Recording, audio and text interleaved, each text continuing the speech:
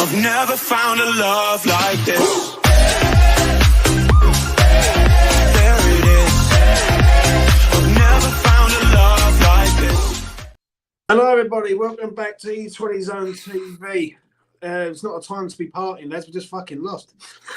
I'm sorry. That's such a tune. It is. Or sorry, as you like to say, that's a tune. Yeah, well, it's a fucking tune when we win, but when we lose, it's not a fucking party vibe. Down the bottom there is Clive. Over to my far right is Lucas, and look at who turned up, Mr. Appleton, Tom Appleton. Tom, how you doing? Long time no see. Yes, not too bad, mate. Not too bad. I'm G'd up after that performance, ready to unleash some hell on the ref. But yeah, not bad. Good man. Clive, how are you on this fine evening? Yeah, I am good. I've just come back from the game. I'm a bit frustrated because I don't think we deserve to lose. I think a draw was a fair result, but I'm impressed that we are performing better against the typical top six. And Lucas, done the after thought with me. How are you after your 25-minute break? Yeah, man, I'm good. Not a lot's changed.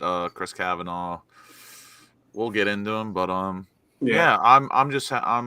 happy that I think we've raised our standard a little bit. Like if that's the standard that we set for the rest of the season, I'll be all right with that.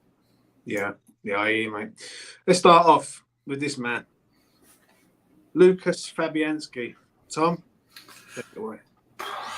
I thought you had an all right game tonight. I don't think no goalkeeper union for me tonight, Tom. Sorry, I already interrupted you, but yeah, well done, Lucas. Fantastic work. I had a set of rules before we came on tonight, and Lucas has broken it within literally the first few seconds.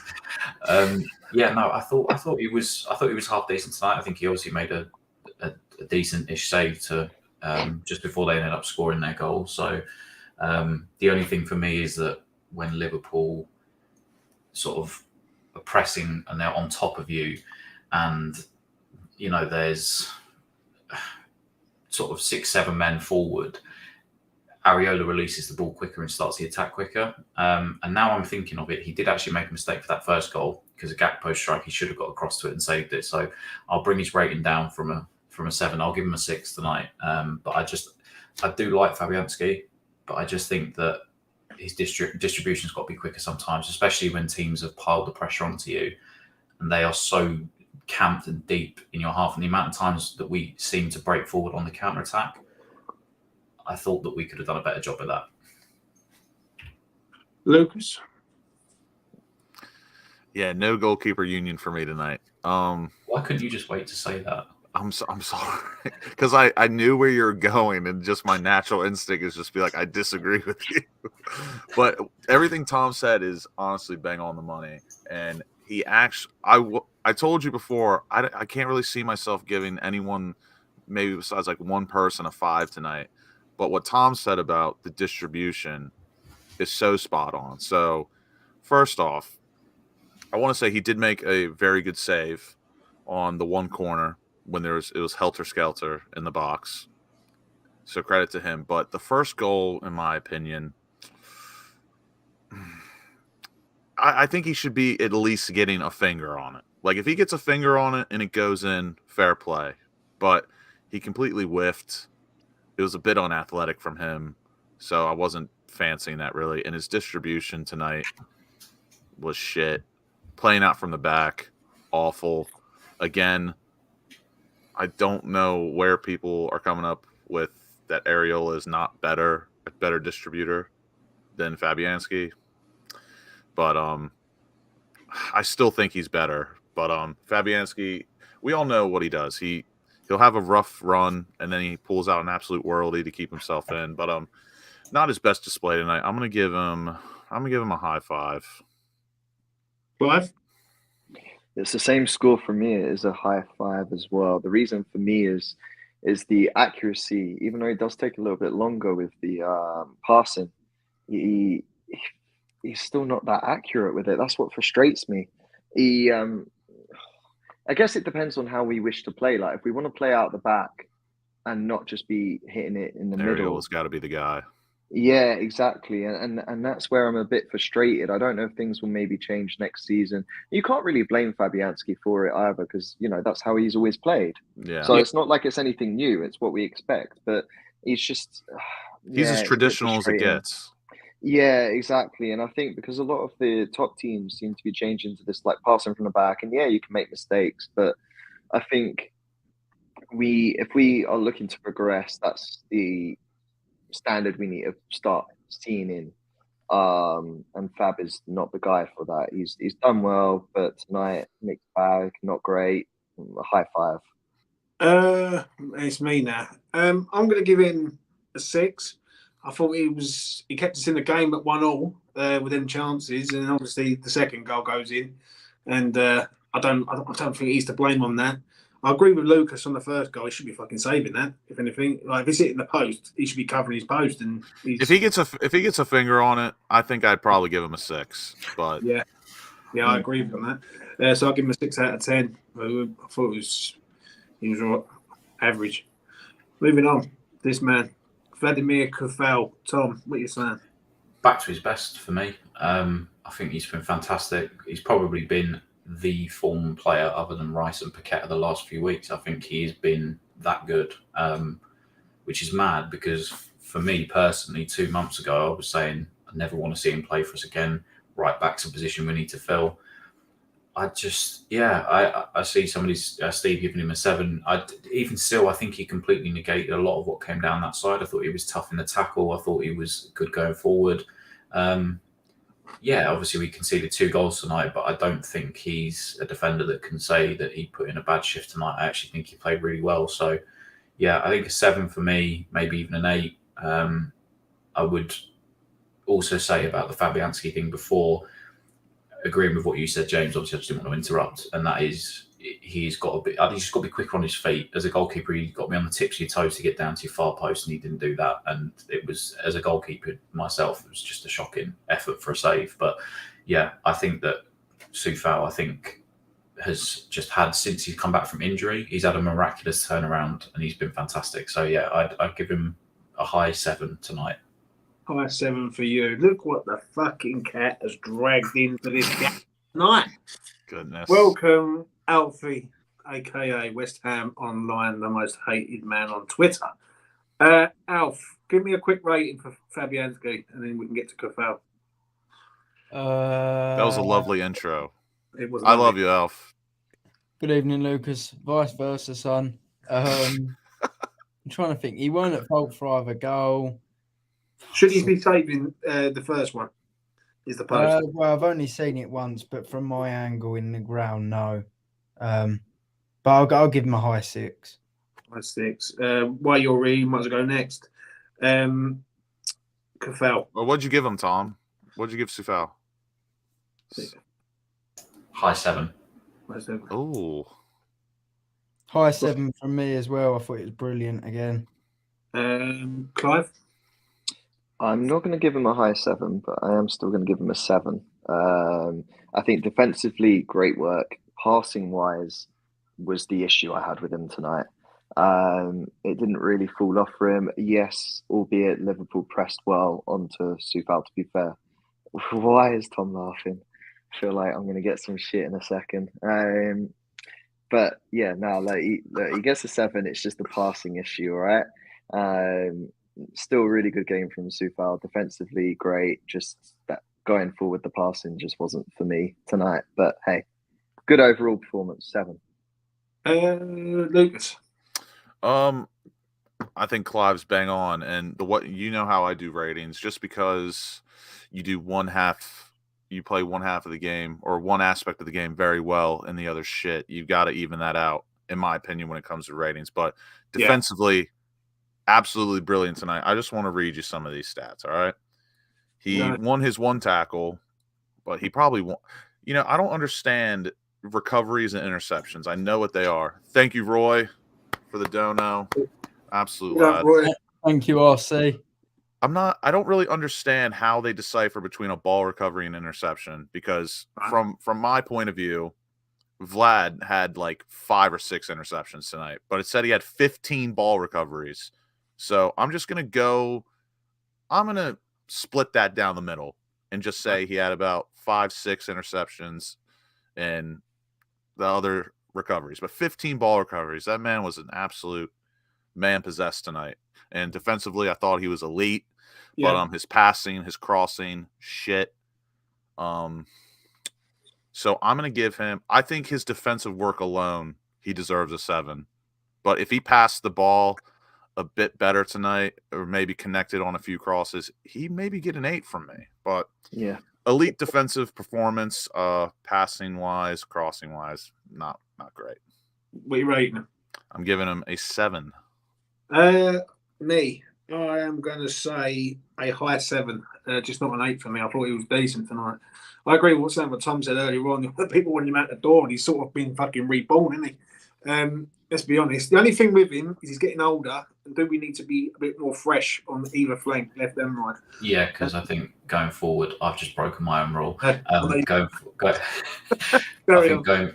forward, I think Ben Johnson clearly is not the answer. So I think you need a backup to Sufal still, or someone that eventually take his position.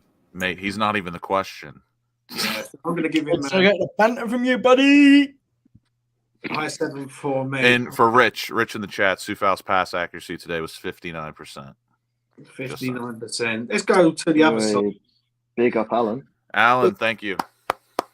Big up, Alan. You know what I mean? I will give you a shout out in a minute, Alan. Let's get to this, man, though. Freshwell. Tom, what are you saying? I think this is one of those ones where I think people will, I guess, disagree and agree to disagree. It's a tough one for me. Personally speaking, I didn't think he was great at times. He did put in a couple of killer balls from corners. I think there's one that Suchek should have done better from. The set piece delivery, I think, was good. I think defensively, at times, Salah sort of had him banged to rights a few times, but he recovered well defensively as well. I think the fact that we can sort of come out of this game and say that neither Jota or Salah scored means that our fullbacks must be doing something right. But at the same time, there was times where we sort of missed headers, or Salah was beating him to the ball, and Salah was trying to run in behind and stuff, and clearly doesn't have that pace anymore. So I don't know. I don't think he was as high as Sufal, but I think I'll give him a 6. Just a decent-ish performance, I'd say, from him tonight. Alfie. I didn't think he played well tonight, actually. I don't know. He was, I think I'll agree with Richard in the chat, he was bailed out a few times by Aged. Yeah. Good point. I don't think he played well, but then again, Salah didn't do a lot. But I didn't think Creswell was that good. I know he sends the ball down the line a lot, but he was doing it a bit too much for me today.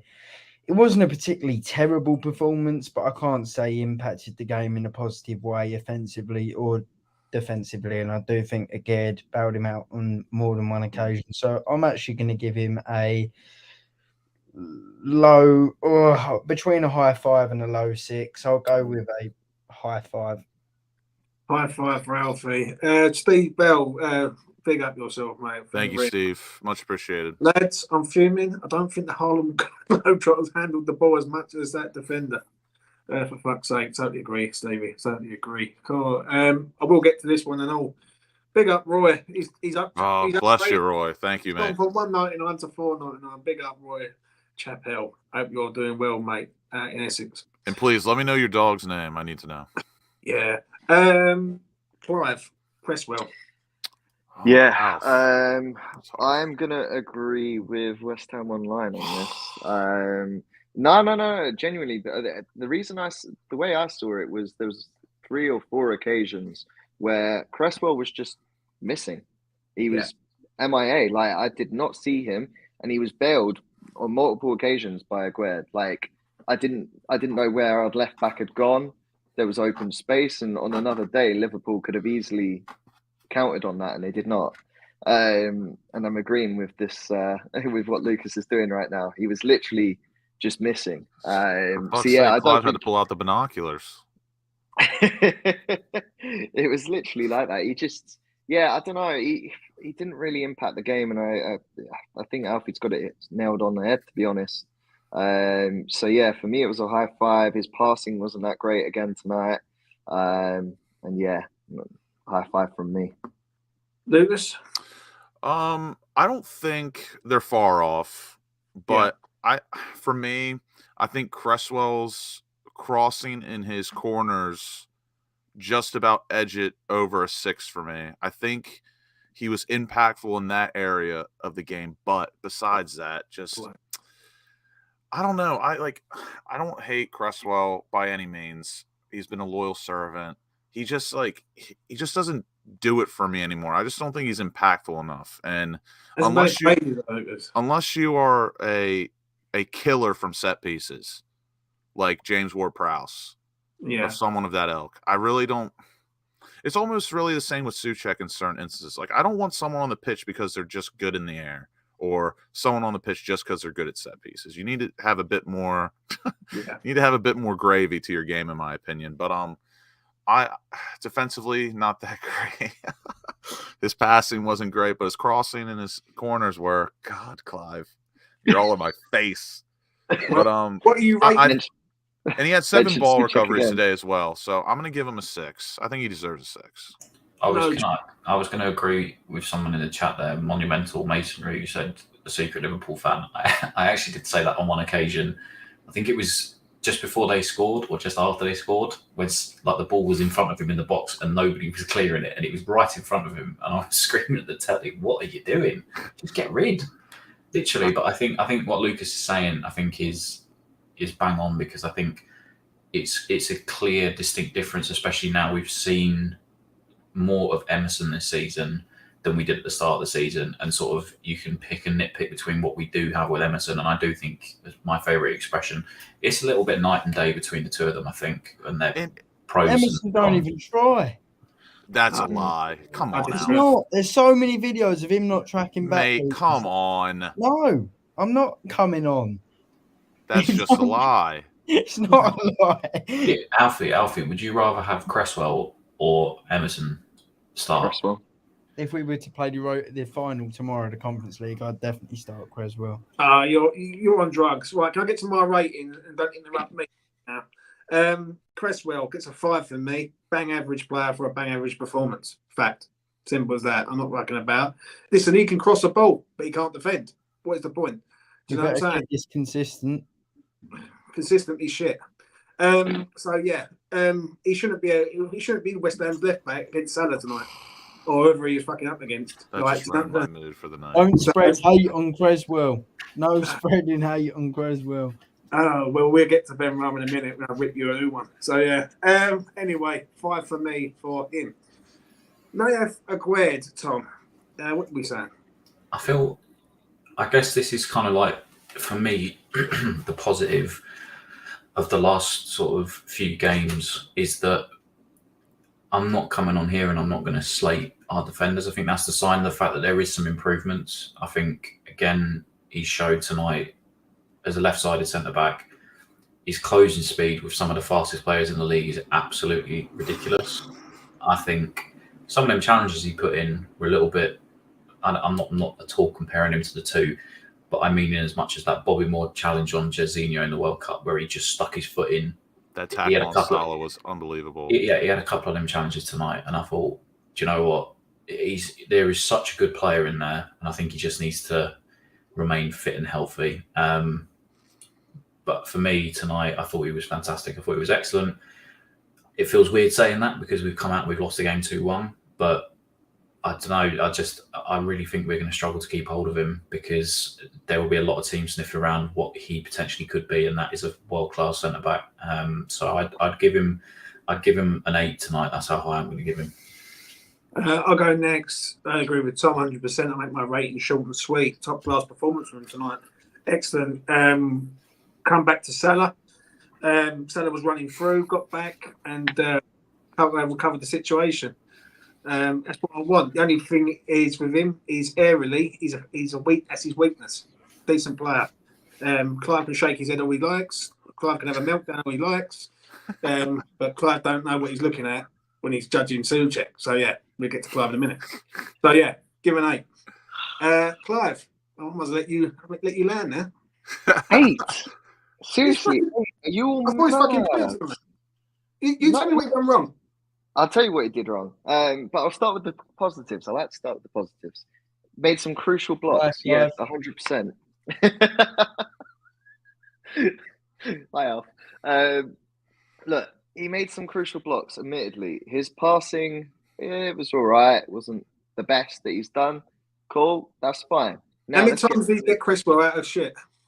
He did. I never said he didn't. I even said it during the Cresswell rating. I said he got him out of shit. However, there were 2 or 3 occasions where Aguerd got himself in some shit, and Zuma bailed him out as well. So we can equal it out there. I'm just saying. I think an 8 is a little bit too high, and is another. We don't want to make Aguerd another Ben Rama here. I mean, let's be honest. Let's just chill the fuck out. Aguerd had a good performance. That is an insult. It was not an 8 out of 10. It was a 7 out of 10. Who gave him an 8? Who do you think? Oh. This idiot and this. Oh, fuck me. Are you lads that on way. drugs? I don't even know. Are you on drugs? It's these 2 twats at the top. And he doesn't mean me. And I don't mean Lucas. I mean the one that's on the top left and the one that's centre. Right. These 2 idiots have given him an 8 out of 10 along with half of the chat, and I'm a bit confused. Why? Well, like, listen, I'm gonna take over from Clive because it seems he might have crashed and burned with the chat and the panel. So I'm gonna take it away.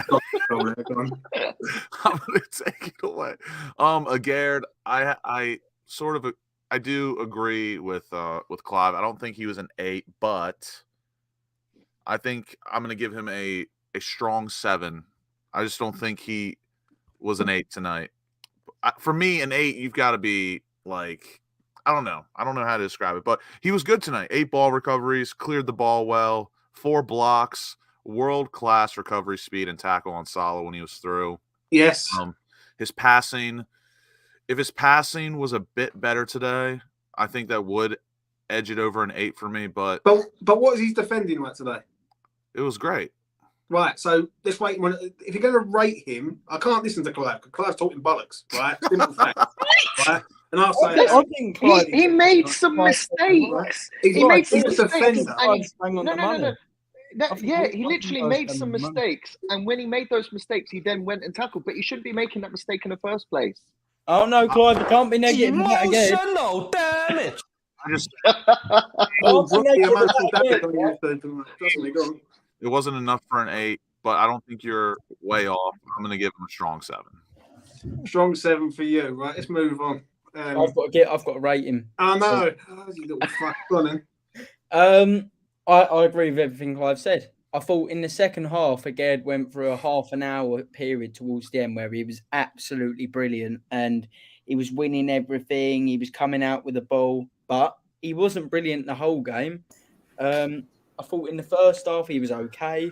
There was a few times he kicked it off the pitch when he didn't need to. A few times when he sent. Yeah, but you're being a bit harsh there, kicking it off the pitch. Fuck me, Zuma does that regularly.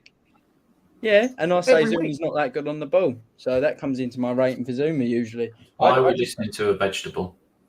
Fucking like talking to one, isn't it? I think Aguerd was he was very good in the second half, but to rate him an 8, I think a few people in the chat and on the panel must be on Class A drugs tonight. I'm going to give him a 7.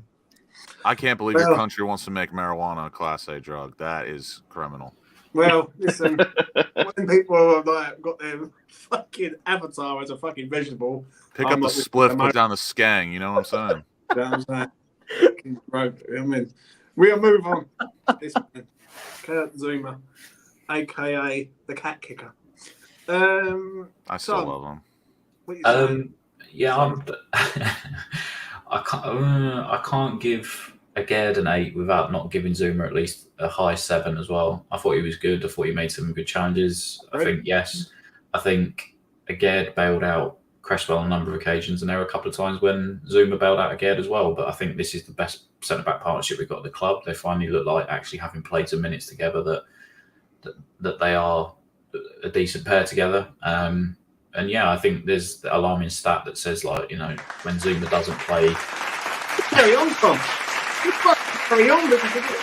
there's a stat that says when Zuma doesn't play, you know, we lose most of the games that he doesn't play in or whatever. And I think it shows he is a commanding presence at times back there. Yes, he has the occasional mistake in him, but tonight I thought he was excellent as well. So I'll give him a high 7. I'll go next. Literally agree every word for word what Tom just said. High 7 for me, just not an 8. I thought he was decent. Them two together are a good pairing. Let's be real. One of them was good in the air, one of them was good on the ground. And I don't think they're at fault for any of the goals tonight. Maybe, like, you look at the defending for Matip's header. Like, why is a certain man marking a centre half? I don't understand it, but it is what it is. High 7 for me. Make it quick. Lucas. I'm also going to give Kurt Zuma a strong 7. I thought he was just rock solid tonight as ever, and I do agree with Alfie as well. He does clear the ball and kick it out a bit more than Aguerd, but I think I can live with that when he's so, like, solid defensively. But his passing was decent tonight. And just listen to this. He blocked one shot, 4 clearances, 7 interceptions, 8 ball recoveries. The man is just a stone wall. I'm going to give him a strong 7. WestHamOnline. Hi. I thought he was good. I thought he was good again tonight, actually. He's starting to become quite consistent. There was a period towards the end of last season where he was dropping a few questionable performances, but he seems to have a somewhat stable knee at the moment, and his performances have been impressive as of late. He's getting a high 7 from me, and as far as I'm aware, he's not kicked a kitten in a while, so hopefully we can keep him at the club for a lot longer. Well, don't kick cats, people. I mean, Clive. Or do drugs. Yeah. Or you end up like WestHamOnline. So I think in terms of the whole back line, Zuma was probably our best player. He gets a high 7 from me. And in terms of clearances, etc., he probably did the most. The one thing I would perhaps criticize Zuma on is, and he's not the only one at fault, I think there was 2 or 3 players that was slightly at fault for this, not closing gap go down before he took that shot. I can agree with that. Slightly at fault, I would say. But it's a minor thing. You also don't expect him to take the shot from there. But when you've got the class of that Liverpool team, expect the unexpected, in my eyes anyways. But yeah, I kind of expect, for Zuma's age anyways, to sort of, be closing that down perhaps. But that's just a minor. It's a high 7 for me overall, though. High 7. That is everyone. And then we move on to the midfield area. We'll start off with this man, Thomas Souček. Tom, take it away.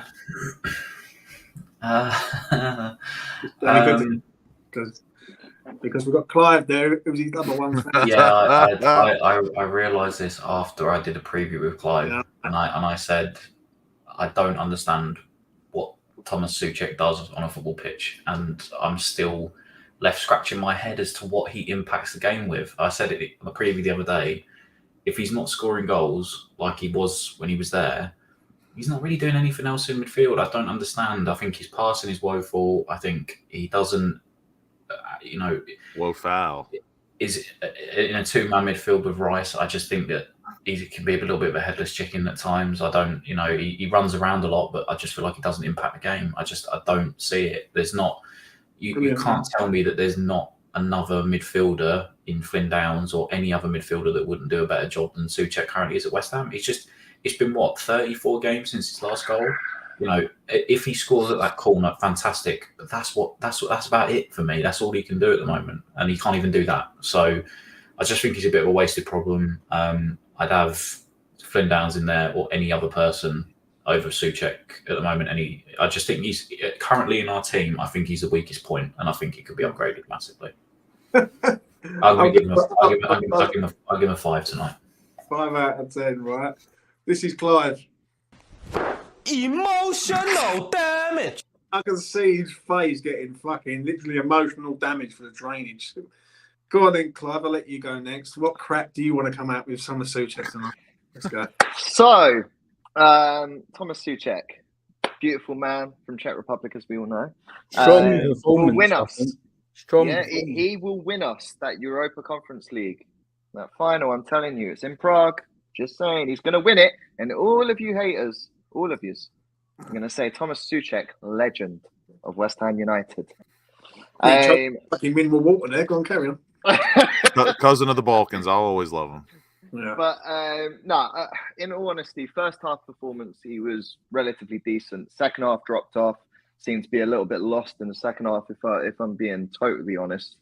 I think if he continued his first half performance into that second, you'd be probably looking at a 7 rating. But for me, it was a high 6 in the end. His passing in the second half was a little bit off. Compared to say the first half. First half he was a lot more accurate. One thing I would say is, he looked like he was still up for it again. What is wrong with you two? He was good. Yeah. In the chat, pipe down.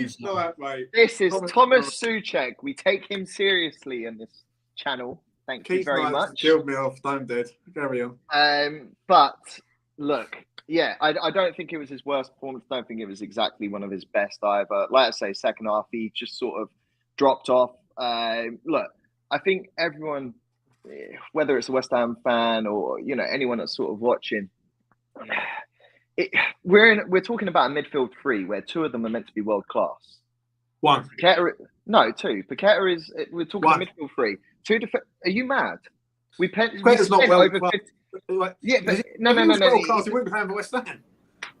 Look, I agree. Paqueta's not world class. I don't even think Rice you could say is world class. Off. At the moment. Fuck off, Tom. All right, okay, fucking class then. Paqueta's 25, right? Okay, so he's got room to grow. Cool.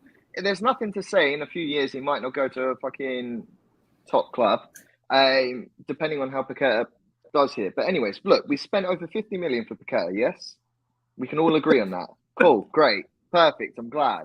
And Rice, we're expecting probably triple-digit figures for him to be gone, right? We're talking about 2 players that are supposed to be a different level to Thomas Souček, and we're expecting Thomas Souček's fucking magic of presence of Declan Rice. It's just not realistic. Like, Right. No, hold on. Because the thing is, you guys are trying to compare Thomas Souček, and you're all acting as if fucking Downs is the best thing since sliced fucking bread. No, He ain't I gonna think the difference is I want a midfielder. I would have wanted a midfielder to complement him that retains better possession of the ball. And I think Downs has a knack for doing that. He's a better passer of the ball. Yeah, he may not be as good aerially, but I think it would complement Rice's game a little bit better because they both play with their heads up. Souček's just a headless chicken at times. I mean, there was a point earlier in the game, I think it was in the second half at some point, where he won the ball back and it was like, oh my God, fantastic, you've done something really well. And then 2 seconds later, he just gave the ball away. And that's the thing for me. He'll do something good, but then he'll do something just as tragic a few seconds later, and it winds me up. Rice did that a couple of times tonight. I haven't got to my rating on Rice yet, and I will. I know. Be highlighting that. But I'm just saying. I think multiple people were guilty for that tonight. And there was a couple of occasions where you could say Souček won the ball, and then he passed it forwards. By the way, before James starts, he passed it forwards and across to the opposite side. So he's good. And it went well. So Right. I think you guys have been too harsh. Right, have some oxygen, Clive, for a second. Let me fucking end, please. Thank you. Right, I'll give him a 5 out of 10. Standard performance for a standard player. I agree with everything what Tom said. Tom speaks facts and Clive speaks fiction. Clive, what did you give him? I gave him a 6. Clive speaks honesty. Clive's an Yeah. honest man. People can't accept that. Well, that's fine. 5 out of 10, standard. You just said we've with 2 world-class players. I disagree. There's only 1 world-class player, even though I'm going to disagree with Tom on that. I think Rice is a world-class player. Paqueta's not there yet. He's nowhere near it. Do you know what I mean? If he does Rice performances every week, right, then I can understand it, but not for me. 5 out of 10, Thomas Souček. Got to do better. West Ham Online. A strong first half from Thomas Souček, followed by a relatively quiet second. First half, I thought he was good. I saw him winning the ball back in key areas. He was getting on the ball a little bit. He was winning his duels. He was certainly having a good match in the first half, considering what he's in the team to do. Second half, he went quiet. He wasn't winning the duels he was winning in the first half. He was a bit slower to each ball. But yeah, I thought he was strong in the first half, not so good in the second. So I'll give him a 6. Lucas. I agree with Clive and Alfie, but not as strongly. I thought Souček was decent in the first half, and then second half fell off. But and again, I'm a man of average. I'm a man of maths. First half was a decent 6. Second half was about a 5. So I'm gonna give him, just because I don't think he impacted the game enough, I'd give him a high 5. I don't think 6 is far off. So high 5 for me. Yeah, greatest 5-a-side ever. We'll talk about that at the end. We'll move on to the other midfielder, the one that I do think is world class, Declan Rice. I'll start off with Tom again. What are you saying, Tom?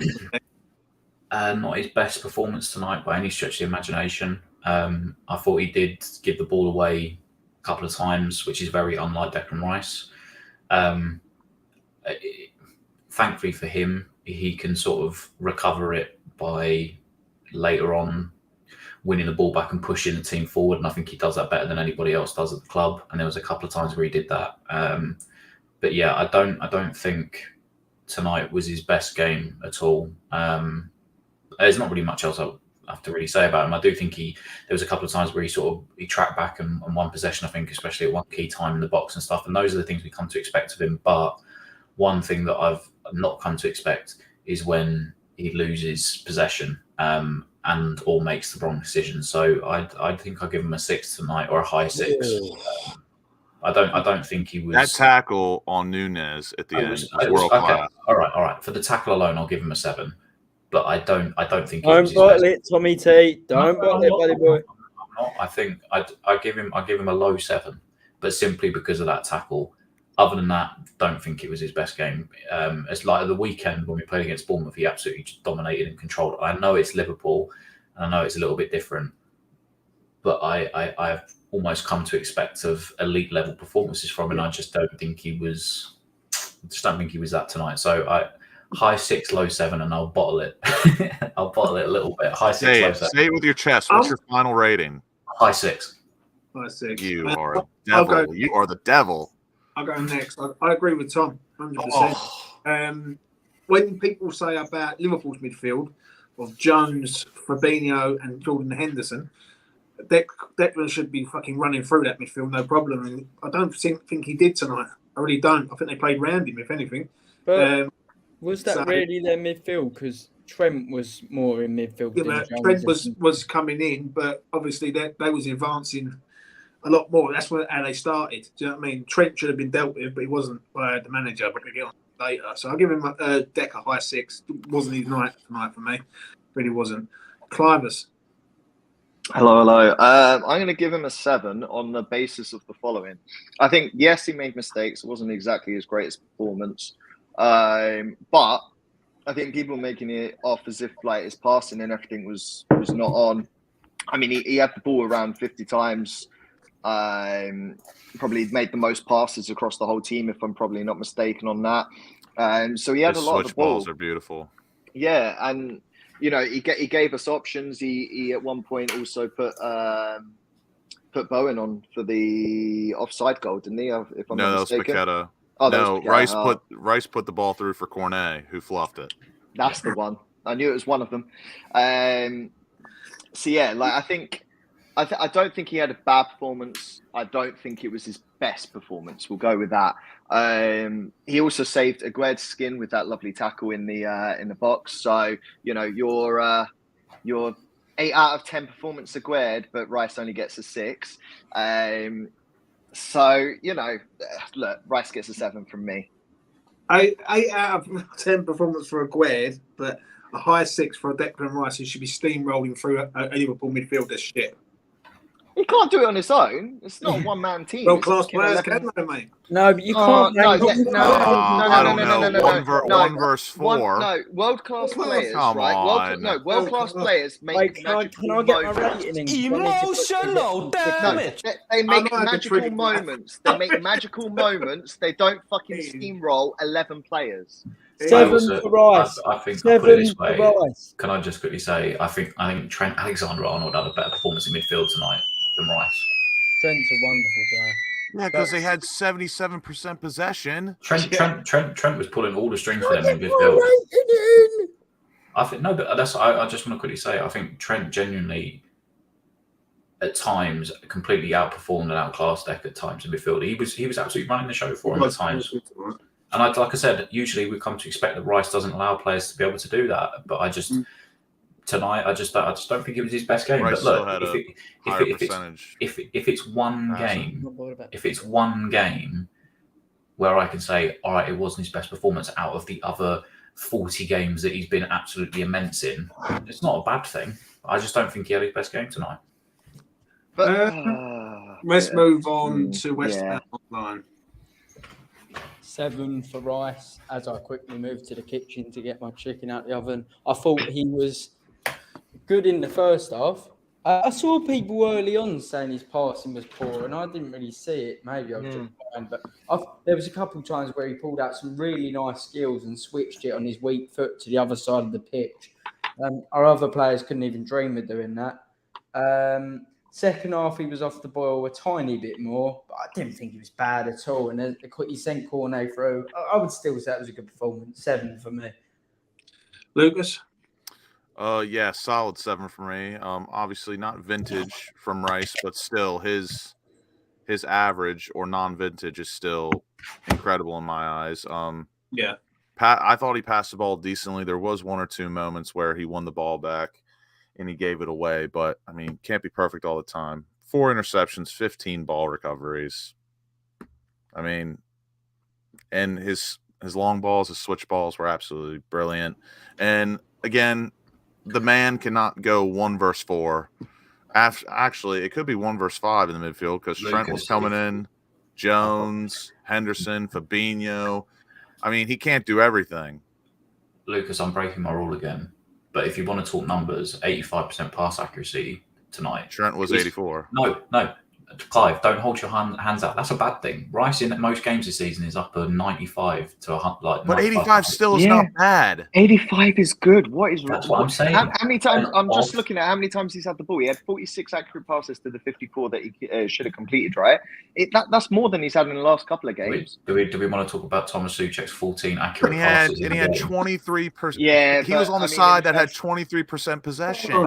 Like, come on. What I'm saying, the point I was trying to make was that it was a little bit of an off night for him. That's all I'm saying. But don't trigger the youth. What, a 6? No. Athers, if you want to mention Thomas Souček, I said second half his performance dropped because I think he made 9 of those accurate passes in the first half. I mean, if we really want to talk about Thomas Souček, the man won 6 out of 11 aerial duels and is 6'5" and is there for one thing. My rating, all 11. My rating is a solid 7. Solid 7. Let's move on to this man, Lucas Paqueta. Great goal, I must admit. I'll say a little bit before I hand it over to Tom and go around the panel. Excellent goal, excellent finish. Like, do you know what I mean? That's what we want him to do. Do you know what I mean? Score goals, make goals, work hard. Fucking really good goal. Tom, what you saying for Paqueta, mate? Yeah, really, really impressed with him.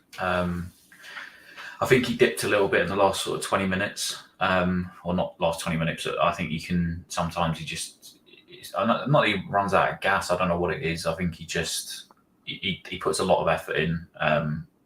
I think in terms of actual quality, I think he picks the ball better than pretty much anybody in the team. I think the little interchange that he had with Antonio for the goal was absolutely unbelievable. Payet-esque, reminded me of Blackburn away a few years ago when I was up there when he scored that.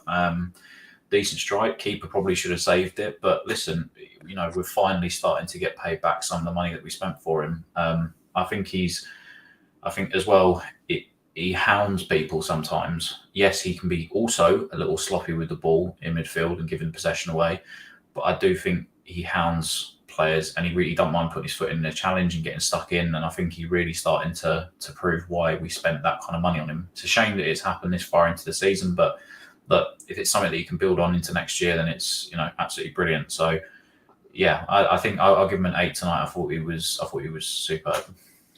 I'll go next. Quick rating for me, 8 out of 10. He's starting to pay back the fee that we all were talking about halfway through the season and saying he needs to start influencing games. He's starting influencing games. He's unlucky tonight to be on a losing team, really.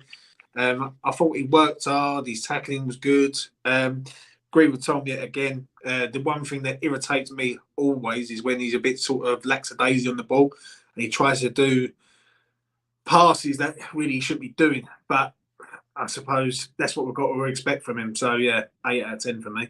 Lucas. Yeah, first half world class in my opinion. That goal starts with him, ends with him. Credit to Antonio and Benrahma for all the 1-2s up the pitch. We literally looked like we were playing some Scottish samba ball first half. It made me giddy, and my reaction showed. I absolutely freaked out. I didn't think we'd ever score a goal like that, and that is easily goal of the season.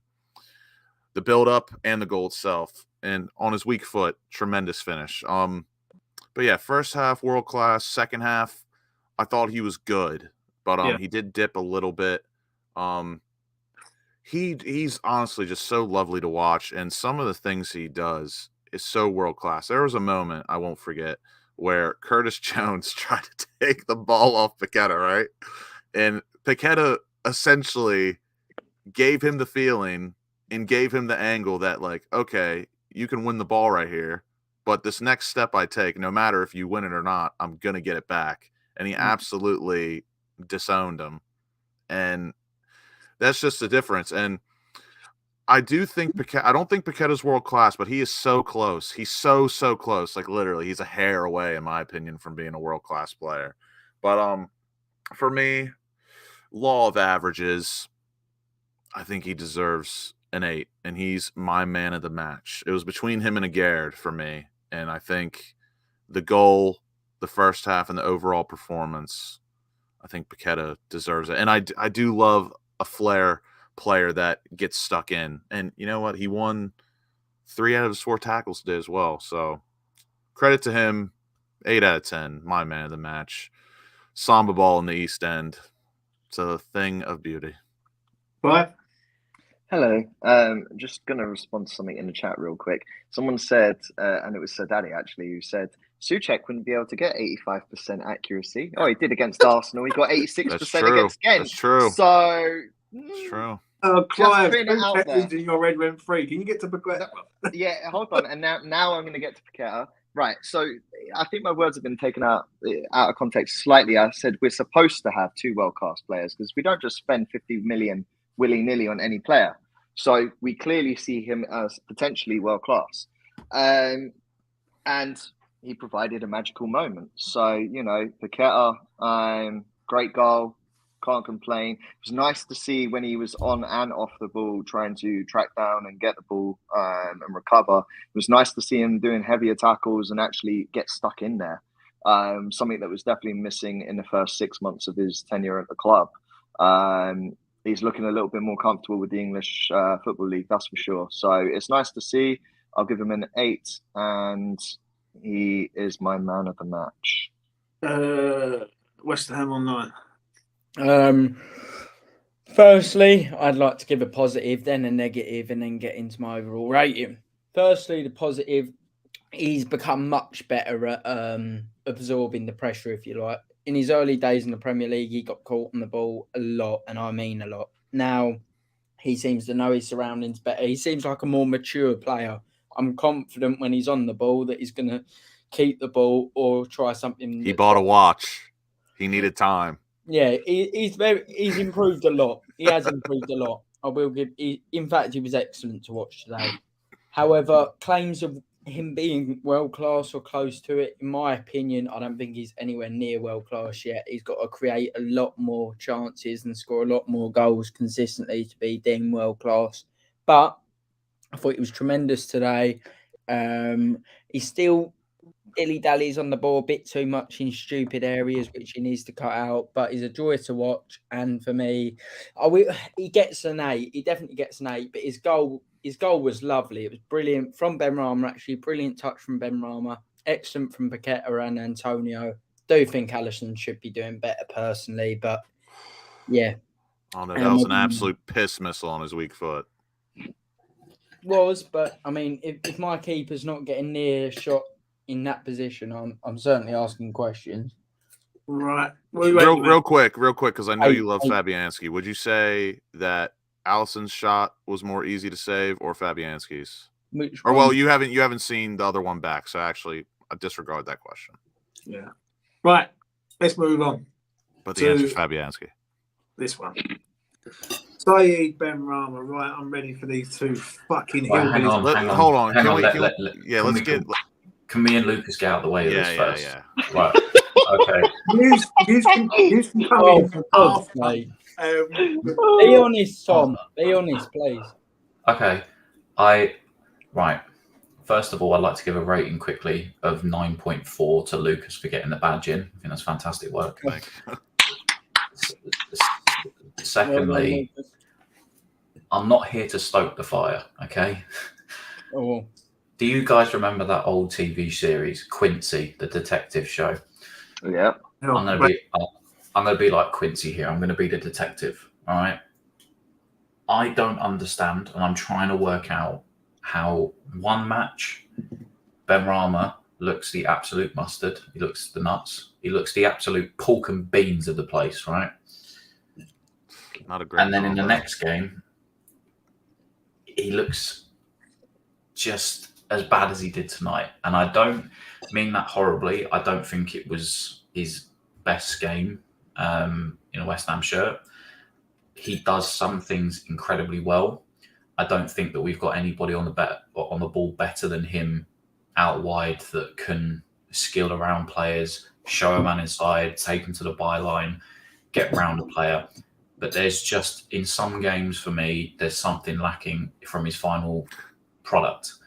The only other thing I would say is I don't think that it was Benny's choice to be able to mark Joel Matip for the corner. So I don't necessarily think he's at fault for it because Matip would have just gone wherever he wanted to. So I'm not going to blame him for that.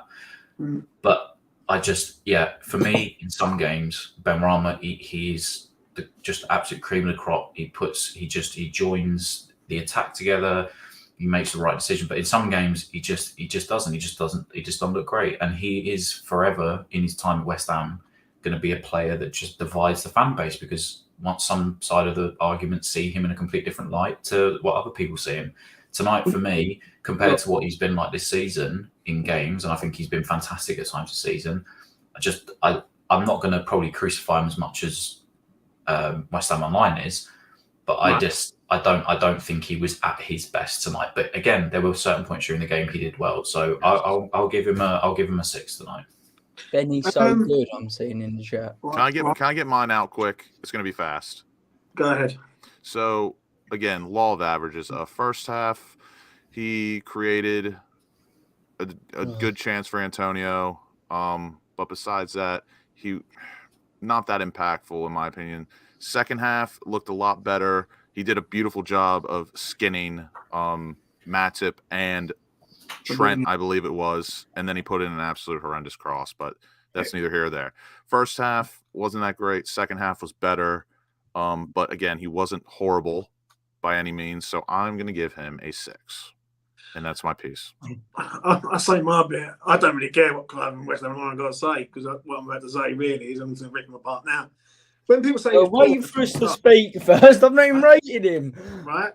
When people say he was poor in the first half, I would like to know what they're saying. He should have had a shot, right? But if he has a shot, it goes fucking over the bar. Usual moan at him, right? When he don't have a shot, right? Hold on. Let me land. Yeah. Second of all, right? He plays a lovely ball into Antonio, which is like fucking Van Dijk gets a snip on it. Yeah. If Van Dijk's not there, right? Antonio puts that in the back of the net. He works with a hockey assist for a fucking the Paqueta goal. Oh, right. good touch and all that. No, West Ham Online. But it's because you hate him, mate. No. I said it was a good touch. No, you do hate him, West Ham Online. Like, it's official. James, I Because tweeted everywhere out else when it you happened. go, No. I'll back Benny up. I I'll back tweeted him out up. when it happened that it was a great No, touch. I'll back him up, bruv. I'll He back was him up. about 50 yards from goal when he took the touch. I'm not giving him too much. Yeah, but I'm not being funny, right? I'll back him up, yeah? And you don't like it because he's not one of your fucking fabs. So at the end of the day, I'm going to give him a 6 because the second half he didn't really do a lot and he got subbed off. But have a look at the replacement that come on for him tonight and tell me how fucking good he was tonight when people are calling for him to come on the pitch. I didn't No want good. him to come on the pitch. Exactly that. Clivus, I'll let you go next. Hello. So yeah, this is where the fun and games really begin. So The joke's on all y'all. Vlasic is way better than any other option we have. Oh no, right? Yeah, no, what you mean, Imagine. Lucas? You're trying not to rile up the chat. You've said it to me loads of times. You mean Vlasic is better than Ben Rama? That is I've always thought that. Yeah. James knows that.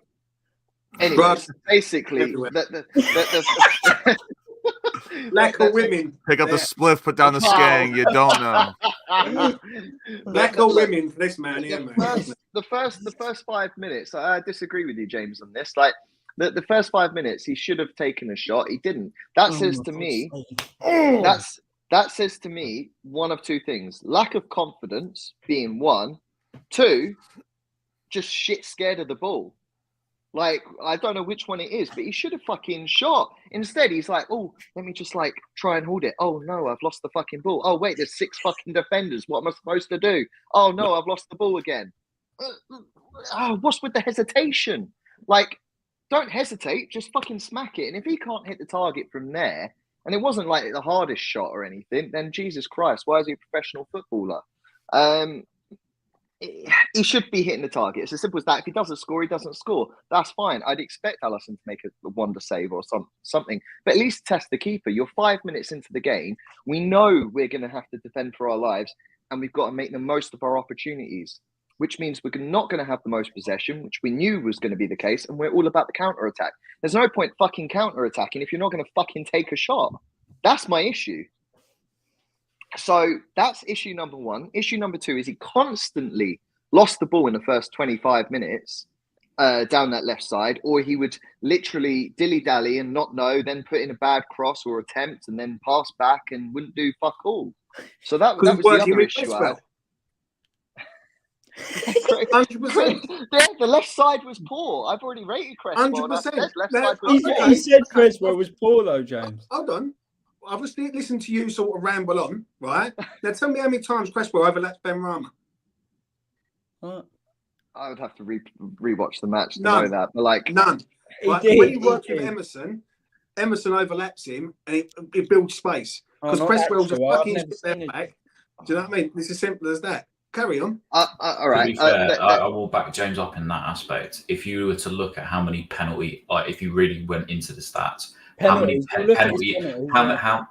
penalty area entries Emerson has versus what Cresswell has when playing with Ben Rama, I think Emerson would have more than. And how much defending did the pair do? Yeah, but you know, I mean, everyone wants to criticise, for instance. Can you stop sounding like that geezer out of Little Britain? Yeah, but no. Look, everyone wants to criticise, for instance, Souček, right? And there's a point I'm making to this. Everyone criticise him. He tends to be on the right side of that sort of defensive area, right? So that the ball goes to Bowen, but then Bowen's able to get into the final third. So why is Benny not able to get into the final third? I mean, you can't just fucking blame it on Cresswell. I mean, yeah, Cresswell's had a bad game, but Benny should still be doing more. And he got backed up by Antonio. Antonio came out onto the left side in the first half at one point. At one point, Benny was centre forward for about 5 minutes whilst Antonio went down on the left side. Antonio came down on the left side for when he assisted the goal. You know, you could look at all those aspects. Why is the onus shouldn't just be on the left back? The onus is also on the left winger. That's the whole purpose of the left winger. Otherwise, we might as well just play 2 up top. Like what are you rating, Clive? I'm rating him a high 5. He was shit. Well, yeah, babe. Don't hate, appreciate people. I can't wait for him to score the winner in the fucking cup. West Ham Online. Everything I've said about this clown has been bang on the money since the start of the season. He had a good start to the season. I knew it weren't gonna last, and it Dave hasn't. Moyes' job, though, didn't he? No, he did not. I He keep did save he Moyes' job, scored mate. 0 deciding He goals. saved in the Moyes' league. job, West Ham Online. Right, but let me say my point first. The manager you back. Remember that? Yeah, no, he didn't save his job. The one you've backed all season. Right, okay, yeah, I get the point. I get what you're trying to say. Ben Rama is not good enough. I'm tired of these Ben Rama people. Whenever I say he shouldn't be starting, don't hate, just appreciate. Don't hate on Benny. We've got Ben Rama. When was his last good performance? Let's be honest here. He's got one open play league goal. He's slow as anything, by the way. And when he does take on his man, he puts in a pansy cross that the keeper catches, or he comes inside and crosses it off the pitch. He's crap. He's absolutely crap. I'm sick of seeing him. I knew he was going to be crap again, despite the fact Liverpool barely played the right back because Trent was in midfield. Right. And to be fair to Ben Rama, I'll give him some positives quickly. He's got a great Oh, fucking quickly. You're going to get to the quickly one. Go on. Carry on. He's got a great touch on him. I've said that all the time. Technically, he's brilliant. And great touch for the goal. That's what he is good at. And he put in a good ball for Antonio, I will admit. And he started the second half well. But in the first half, he was shocking. Absolutely shocking. He's abysmal defensively. You watch Bowen defensively as a winger get back and help his man. But he don't even know where he's standing. He's walking around like he's absolutely crap. I don't even know if he's a Premier League level player at this point. He's gone that far down in my estimations. I'm so sick of him. I'm so sick of people backing him. And for me, he gets a high five today. High five and get out the club. Oh, get out the club. Fucking hell. We got the man just to replace him. Yeah. On my screen. I must say this. I just heard what Alfie just says, and that's an advert, people, just to not listen to what Alfie ever says from anything he comes out with. James. The biggest load of shite I've ever heard in my entire life. James, your hate for him is pure. How is it hate? You hate this dude. Oh, we not meant to support our club. You hate him. Listen, you might not admit it that you hate him. You don't hate him. He don't rate him. I'd love to know from you and Steve Tilley, who always comes in and says a load of crap and never gives a reason. He's got one open play league goal in a 3-1 loss to Palace. I know he's good at penalties. I've heard it. But your manager, the one you've backed all season, has been playing him. Yeah, and I said he shouldn't be playing him. Yeah, but hold on. James, the reason he's been playing him. Right, this is between me and online. Yeah, but the reason he's been playing him is because fucking Cornet's been injured for about three-quarters of the season. No, don't give it all that about Maxwell Cornet, because we're going on him and all. Right? I know. I'm saying there's no left winger. I'm saying there was no other left winger. Fans wanted Ben Rama. That's what we got. I want to hear one person in the chat, please, because I've never heard it once. No one's ever said it. How is one open play league goal good enough? It's not. That's why people. But have we been good as a team this year? No, but he's been shit. So he's been one of the shittest players. Yet people say he's hammer of the year. He's absolutely crap. And now we're playing reasonably well. And honestly, his last good game, I'm going to buy you a Saeed Ben Rama teddy bear. When was his last good game? I can't. Someone help me out here. I can't. No one's helping me out. Not this month. Not this. You're in E20 now, bro. Not this month, and we've had 8 games this month. He has not been good this month at all. He's shit. And it's such a shame because he's a lovely bloke. He seems like a lovely bloke. And to be fair, he's got himself a nice girlfriend. So fair play to him. Digger D's really we will move on from that, but just don't listen, save yourselves from West Ham Online, people. That's what I'll say on that. Pick up the spliff, put down the spice. That's HD's right. Last good game, and he was excellent in that game. Man U in the FA Cup. Since then, honestly, you may as well stick me out there. He reminds me of me. I can imagine you rating yourself. You probably give yourself. No, I play exactly like him. Slow, cross the ball off the pitch. It lives in your red rent free. But can we carry on with these ratings, or are we going to talk about your love affair with Ben Rama, bro? Right, shut the fuck up. And let me land. Right, next up, Jared Bowen. Tom, he's unlucky tonight. I've already seen a few people in the chat already say that he was a bit of a mixed bag tonight. I think partly the reason why we're back playing somewhat of the better performance. Yes, is the uptick in what Paqueta's doing, but I also think that Bowen has looked, not I'd say back to his best, but I think he's been a lot better in the recent weeks. I think that's helped us in an uptick in our form as well. He is unlucky with his finish. The second time, I think when he tried to take a shot that was saved by Alisson, they all know he wants to get on his left foot. He's absolutely mugged off supposed best defender the Premier League's ever seen in Van Dijk for the offside goal. But yeah, I think his work rate is fantastic. He just seems a lot more involved and a lot more willing in the recent weeks, and I genuinely think that's partly why we've been playing a lot better. So yeah, I give him a high 6 tonight. I don't think, again, it was his best game. I think obviously if he scores a goal, he gets a higher one. But yeah, the high 6 or a 7 for me tonight. I thought he was decent, and I think, like I said, mainly because I think he sort of brought back some of the performances that he had towards the back end of last season in recent weeks. So yeah, I give him a high 6, low 7 around there. I'll go next. I'm going to give him a 6. He's unlucky with a goal that got to lad. I will say that. But when he runs at people, there was a chance in the second half. I remember it. He was running at someone, and he had, I think it was Antonio and Benny there, I think, or Ings and Cornway, one of the two. Yeah, and he had a chance to square it. He fucking didn't. He looks to just shoot on sight, basically. Mitch said a long time ago, and I make Mitch 100% fucking bang on. Mitch said when he's up against a good fullback, he struggles. Like he's not the same player when he's up against shit fullbacks. Do you know what I'm saying? And he's up against a good one tonight. So yeah, I'll give him a 6. I wasn't convinced by him. I do think massively though he's a confidence player. I think the start of the season when everybody was questioning him, when he scored finally after I think it was a month or so when he got his first league goal, and he was sort of giving it to the fans a little bit of the shirt on the back, pointing at his name on the back of the shirt and stuff. I genuinely think he needed almost the last month and a half that he's had where he has started to score a few more goals. He has that confidence where he can take the ball at defenders and stuff like that, because at the start of the season, if he was playing against Van Dijk, there's no way that I would see him being able to shift the ball onto his left foot like he did tonight and score that and finish it the way that he did. He just had zero confidence at the start of the season. So yes, wasn't his best performance tonight, but at the end of the day, I think he is sort of back to being at that level where we can start to count on him in recent weeks. Yeah. WestHamOnline, Bowen. Now that's a proper winger. None of this Penrama, Benny the Farmer, whatever you want to call him. This guy is proper winger. Done nothing tonight. Yeah. Proper winger defends. Proper winger attacks. Proper winger goes into it with velocity. Proper winger's got a good right back, hasn't he? Carry on. Well, he's had a put even when he had. He's got a good right back, don't he? Kafal improved. So yeah. do you want to carry on? Talk about Ben Rama, Bowen.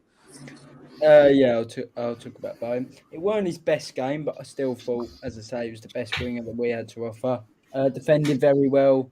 Him, Soufal and Soucek defensively, I loved them as a three. Obviously, he scored an offside goal. Excellent goal. Just a shame it was offside. That's exactly what he can do, and that's exactly why he's so dangerous. A couple good moments where he switched the play, but overall, he was quite quiet tonight, I will be honest. And yeah, I think he needs to. He's been better in recent weeks than he was today, but he never gives up, and I'm going to give him a 6 tonight. Clive. Yeah, I think defensively he was a lot more prominent than a certain other winger. But I'm just saying how it is. Look at the figures, and you'll see that that's facts.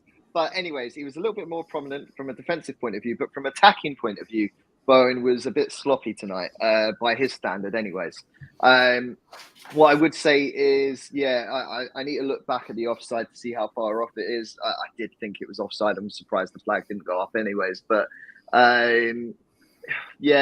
look, all I'm saying is he slotted that one in, and had that been Benny down the other wing, he probably would have slotted that in my opinion. So, and I did say that in chat at the time. So I just think He's got a good finish on him. It's just a shame he wasn't onside, to be honest. It's one of them, but a high 6 from me. Lucas. For me, I can't give Bowen. a higher rating than Benrahma tonight because I think they both this season have just been really inconsistent.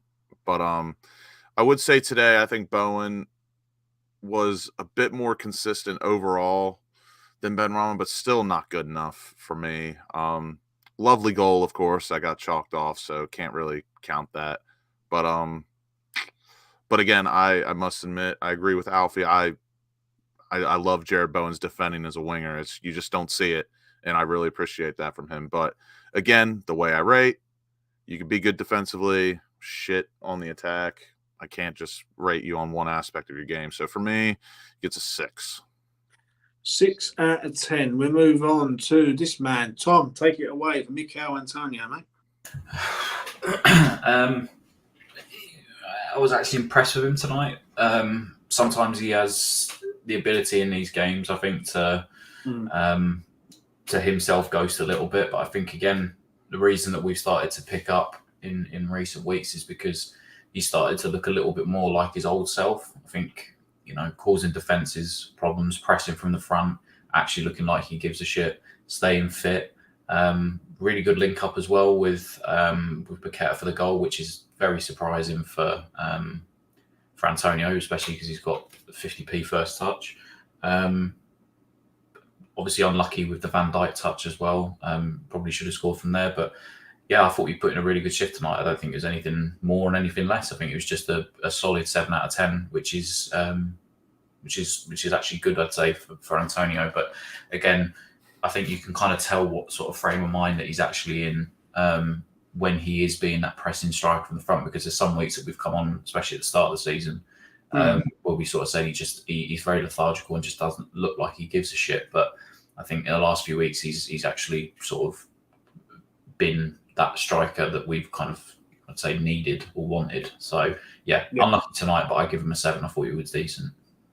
I'll go next. I'll give him a high 6. I don't think he was. I think he was just average tonight. I think he works hard, but obviously I agree with something that Charlie just said in the chat. Mate, it's pretty short and sweet. Without him, we ain't winning the conference. It's been as simple as that. I don't understand why Moyes is risking this geezer with the injury record that he's got. I think that's a dangerous game he's playing there, but Moyes. So yeah, high 6 for me. Lucas. Oh yeah, this actually might be the trickiest rating for me tonight because I thought in terms of who we were playing, I mean, it don't get as tough for a striker like Antonio, who's a bruiser, makes runs. It doesn't get tougher than going up against Joel Matip and Van Dijk. You got yourself a handful there, and he was practically in a bar fight all night. But he still made some good runs. His link-up play for the goal with Paqueta was great. He actually, his passing was decent tonight. All he done was link-up play, and he was 8 for 10 in his passes, so 80% pass accuracy. But I'm afraid I expected him to not do a lot tonight because, again, he had his hands full all night, but he worked incredibly hard. Yeah. But for me, I get where Tom's coming from with a 7, but needed a bit more. So for me, I'm going to give him a strong 6. Strong 6 for you. WestHamOnline. Yeah, what a player. I think the one criticism that obviously I was in the ground, so I'm going to have to watch it back. But Benrahma had a really good moment, as mentioned just now, where he sort of put the ball across the box, the 6-yard box, sorry. And Antonio maybe could have got there, but I don't really know. I think Van Dijk did touch it, but as He did. I didn't really get to see it. But yeah, had a part in Paqueta's goal like Benrahma.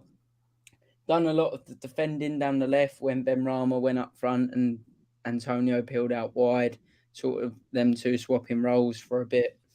Yeah, strong performance from Antonio, who goes down as a club legend and a man who always turns up in the big games for me. One of my favourite players, and for me, he gets a high 6. Clive. I felt sorry for Antonio. I can see why he was taken off when he was. Because I think Moyes was already thinking about what's this that you're trying to show. Anyone say that? Yeah, There's- yeah. Someone rated him a What? 5.8. Fourth in the rating app, I Jesus, think. that's Just horrendous. fourth in the But rating no, app. I Flop think Mob was off the shit tonight. That They were was, smoking. yeah. They were smoking Anyone who wants spice. to know where that Thank rating you to comes from, Josiah, by the way, Hold who's on. just said I've anyone who wants to know where that rating just come from, it's come from West Ham Online's official Instagram account. Just let me know. Carry on, Clive. Yeah, I expected, like what Lucas said, I expected Antonio to be a little bit on the quieter side. I can see why Moyes has taken him off early because obviously looking at the Palace game ahead, I think Antonio will be important for that game anyways. But I somewhat felt sorry for Antonio. I think it was always going to be a quiet night, but he did well. Linked down to the left wing at one point. He obviously set up the goal for Paqueta. My only criticism of him today, honestly, he could have played a ball to Ben Rama. Yes, Who was he free should. I was just thinking down that, the flank, and he just released it so late. He If he whiffed would have that. played it, Yes. even if he would have played it 2 seconds later than when he should have, it still would have been good. That's my only criticism. Just Yeah, really no, quickly as well, I think you can massively see the difference between when Danny Ings came on and when Mikel Antonio was playing. I think it's night and day. it's Yeah. quite alarming. I think That shit is weed, spice. One will kill you, one will make you happy.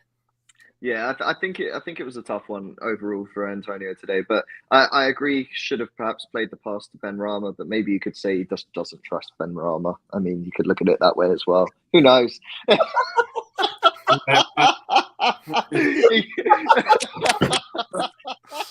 How are you done with your rating? You know what makes me laugh? Everything your rating. God, mate. Right, have you rated him or not? High 6, he says. High six. Yeah. You know what I mean?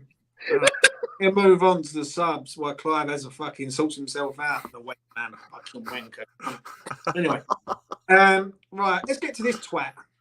Right, because you can laugh about Ben Rama, but let's talk about this cunt. Fuck me, him and Benny's like Dumb and Dumber. These two, right? Fucking hell, West Ham. I know, I'll take- Put 50 pence in your fucking suite. Shut your fucking noise and let Tom speak, cunt. Right. Go on, Tom. I will. In recent weeks, I wanted Cornet to start.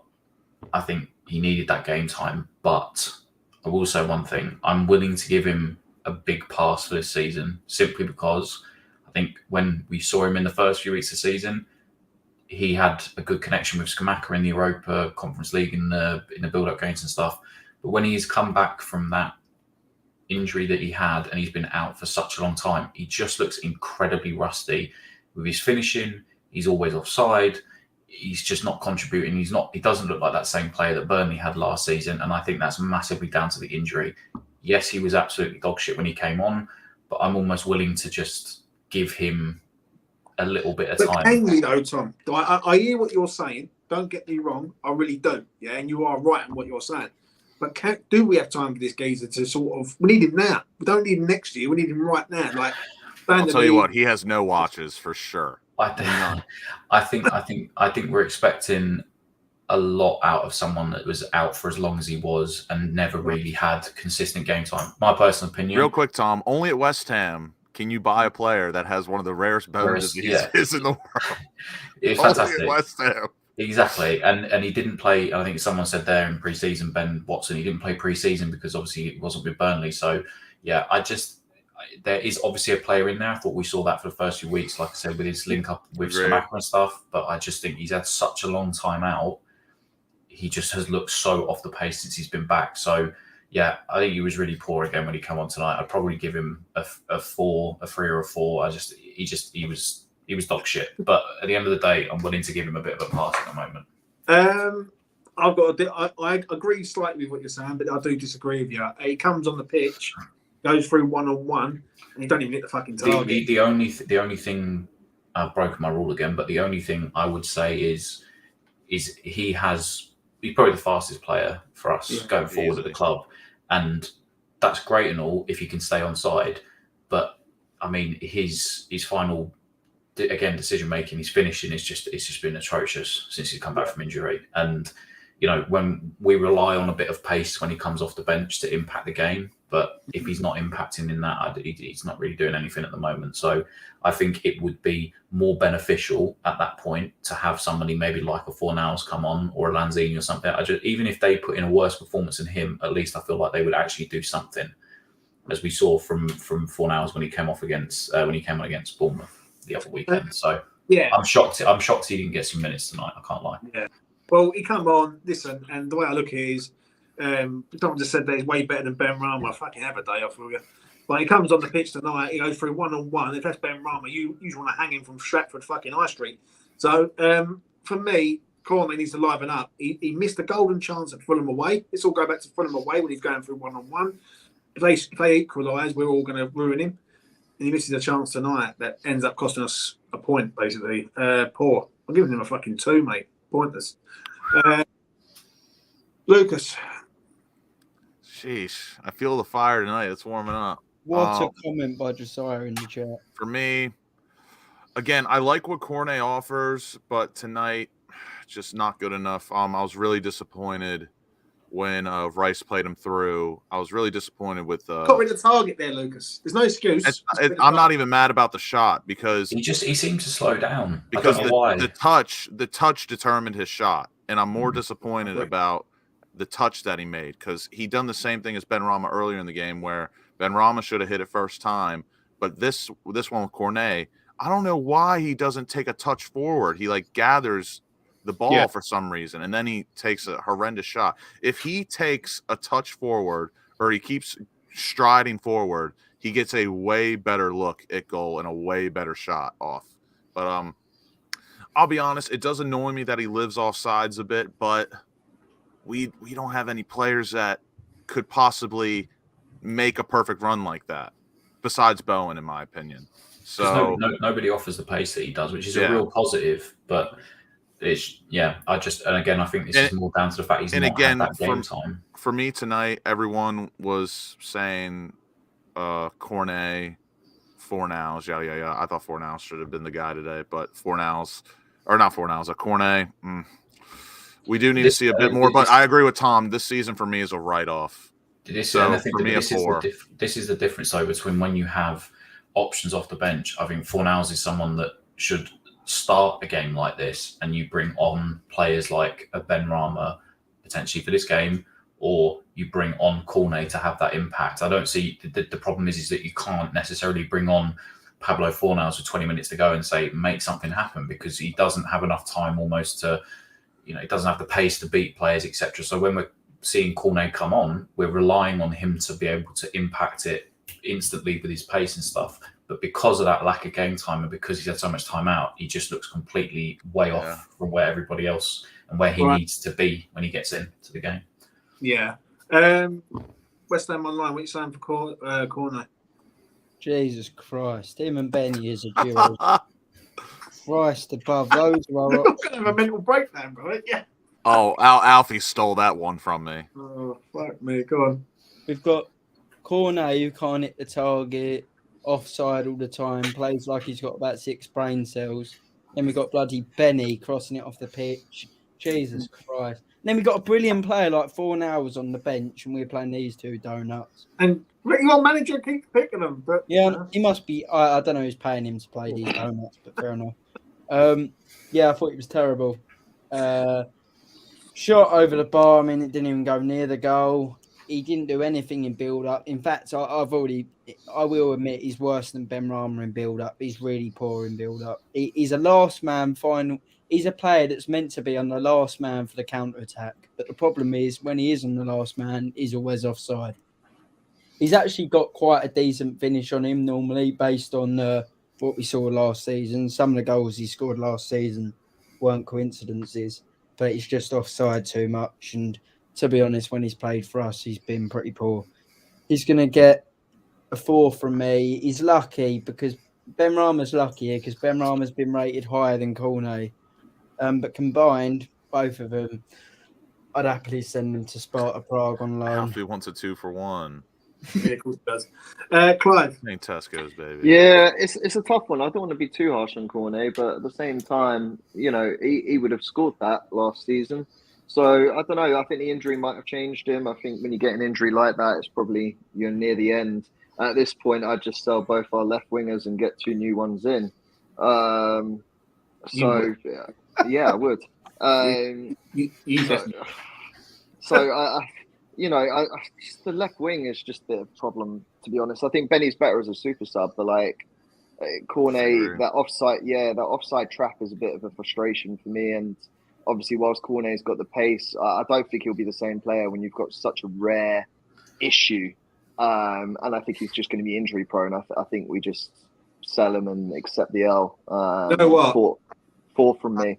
That comment there, something about Marshall. I think Marshall's going to be fucking great.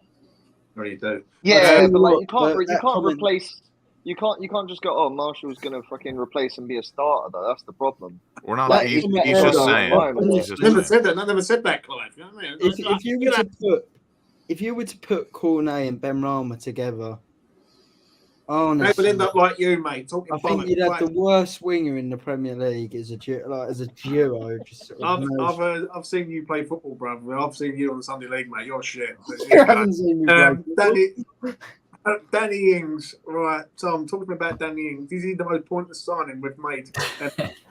No, not pointless. But you know, I'm going to interrupt Tom. I'm giving him a 5. Invisible. He is the Thomas Suchek of strikers. Thank you. I mean, literally, Lucas took the words out of my mouth. So I'll just, I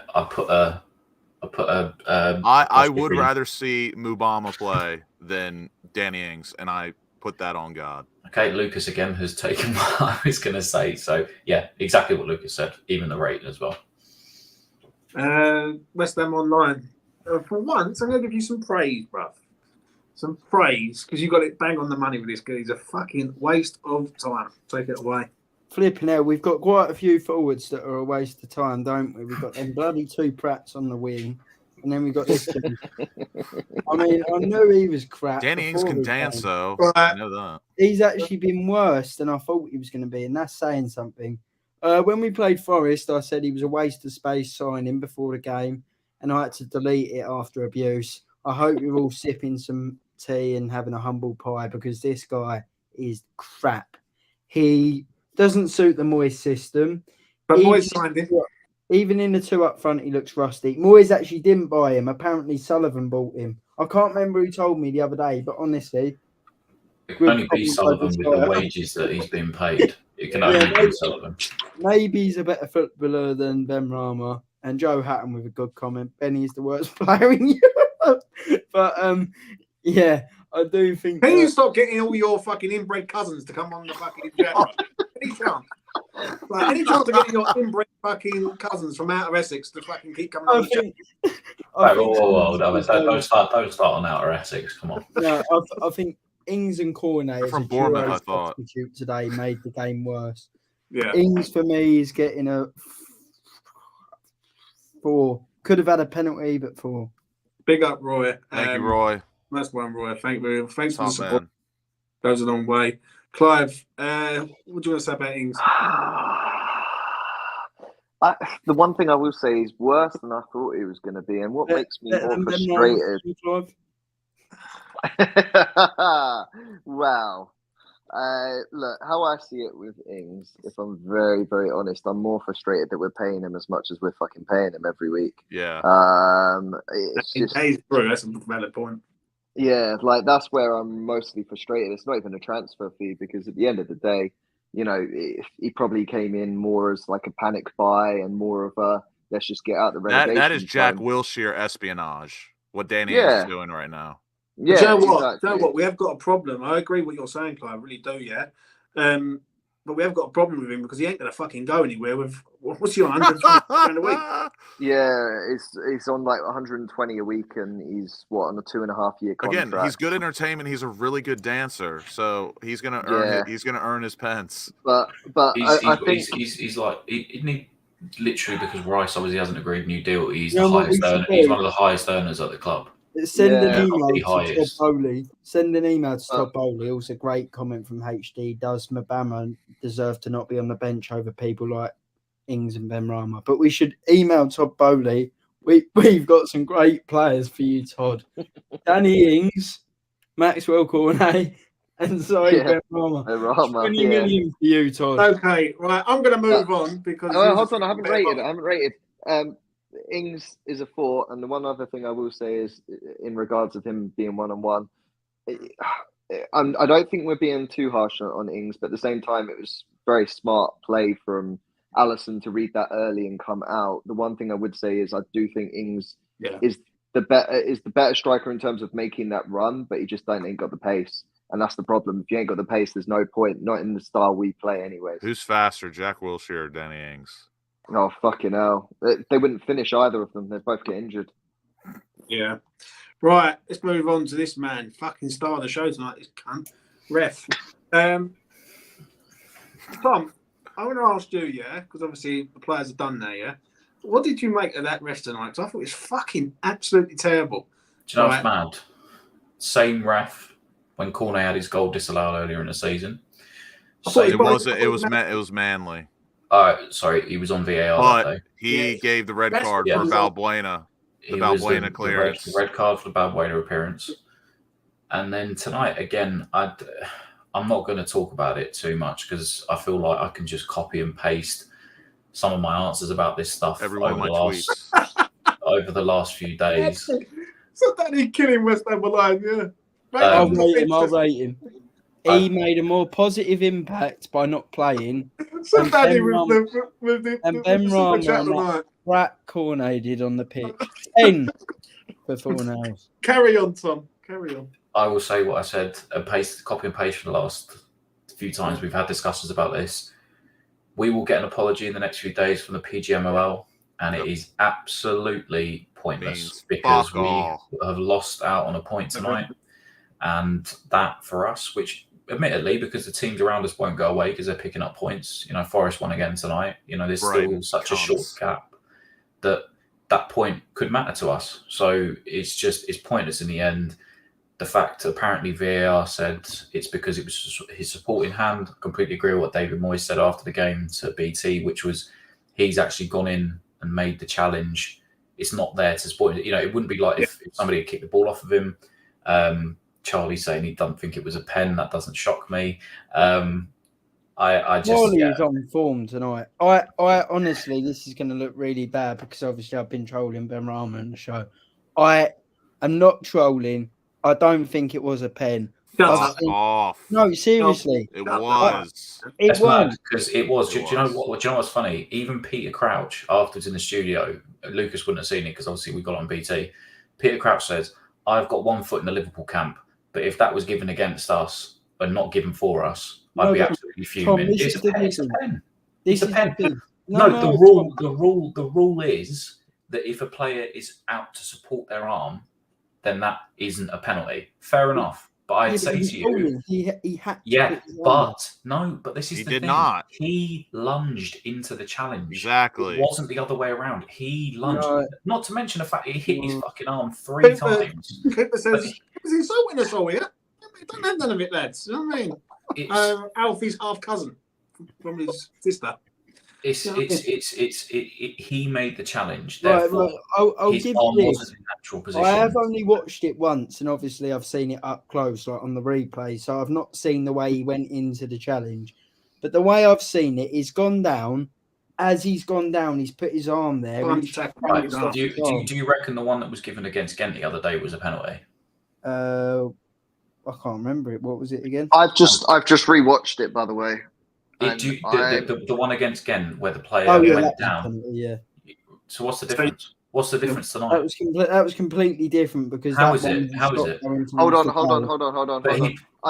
We had a penalty, right? That was not given against us for the exact same thing. Thomas Souček. I can't remember what game. And he went down and it struck him. It did struck him. Yeah. And O'Connor's done it as well. Right. Yeah, it's that should have been a handball. I agree. But the player went for the tackle, mistimed the tackle. Yes. Yeah, but when you go in for a slide tackle, how else are you going to go down? I agree with but that's the difference. That's the difference. Slide tackle, right? I agree with Richard B. No pen for me.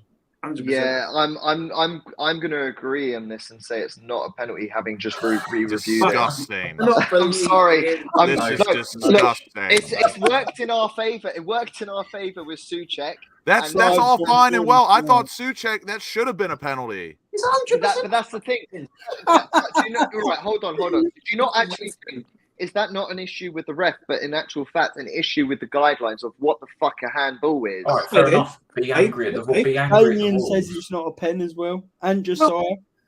Well, big up them. All your These are whole these are your family members, Charlie Alfie. Walsh. And Charlie Walsh. Right, can I ask a question to Clive? I was going to Yes. say this. Clive, so what makes it a pen then? How many more times has he got a handball the fucking ball before it is a penalty? Just explain that one to me, please. I'll say two things on it. The first thing I'd say is I actually, based on this season's rules and how some of the penalties have been given and some haven't, there is a big inconsistency and there is an issue with the FA ruling on handballs. Here's Joe. That is the one biggest thing. Now, in terms of that, you could argue two things in this penalty situation. He is close to the ball, and on the way he is landing with the slide tackle, he is leaning onto his left side. His left side of the body and arm is always going to come out to support the fall. That is a fact and a natural reaction. One thing I will say is it's disgusting that VAR didn't even look at it. That Correct. They did. Yes. And I ask you both what David Moyes, your manager, Alf, what he asked BT Sport after the game.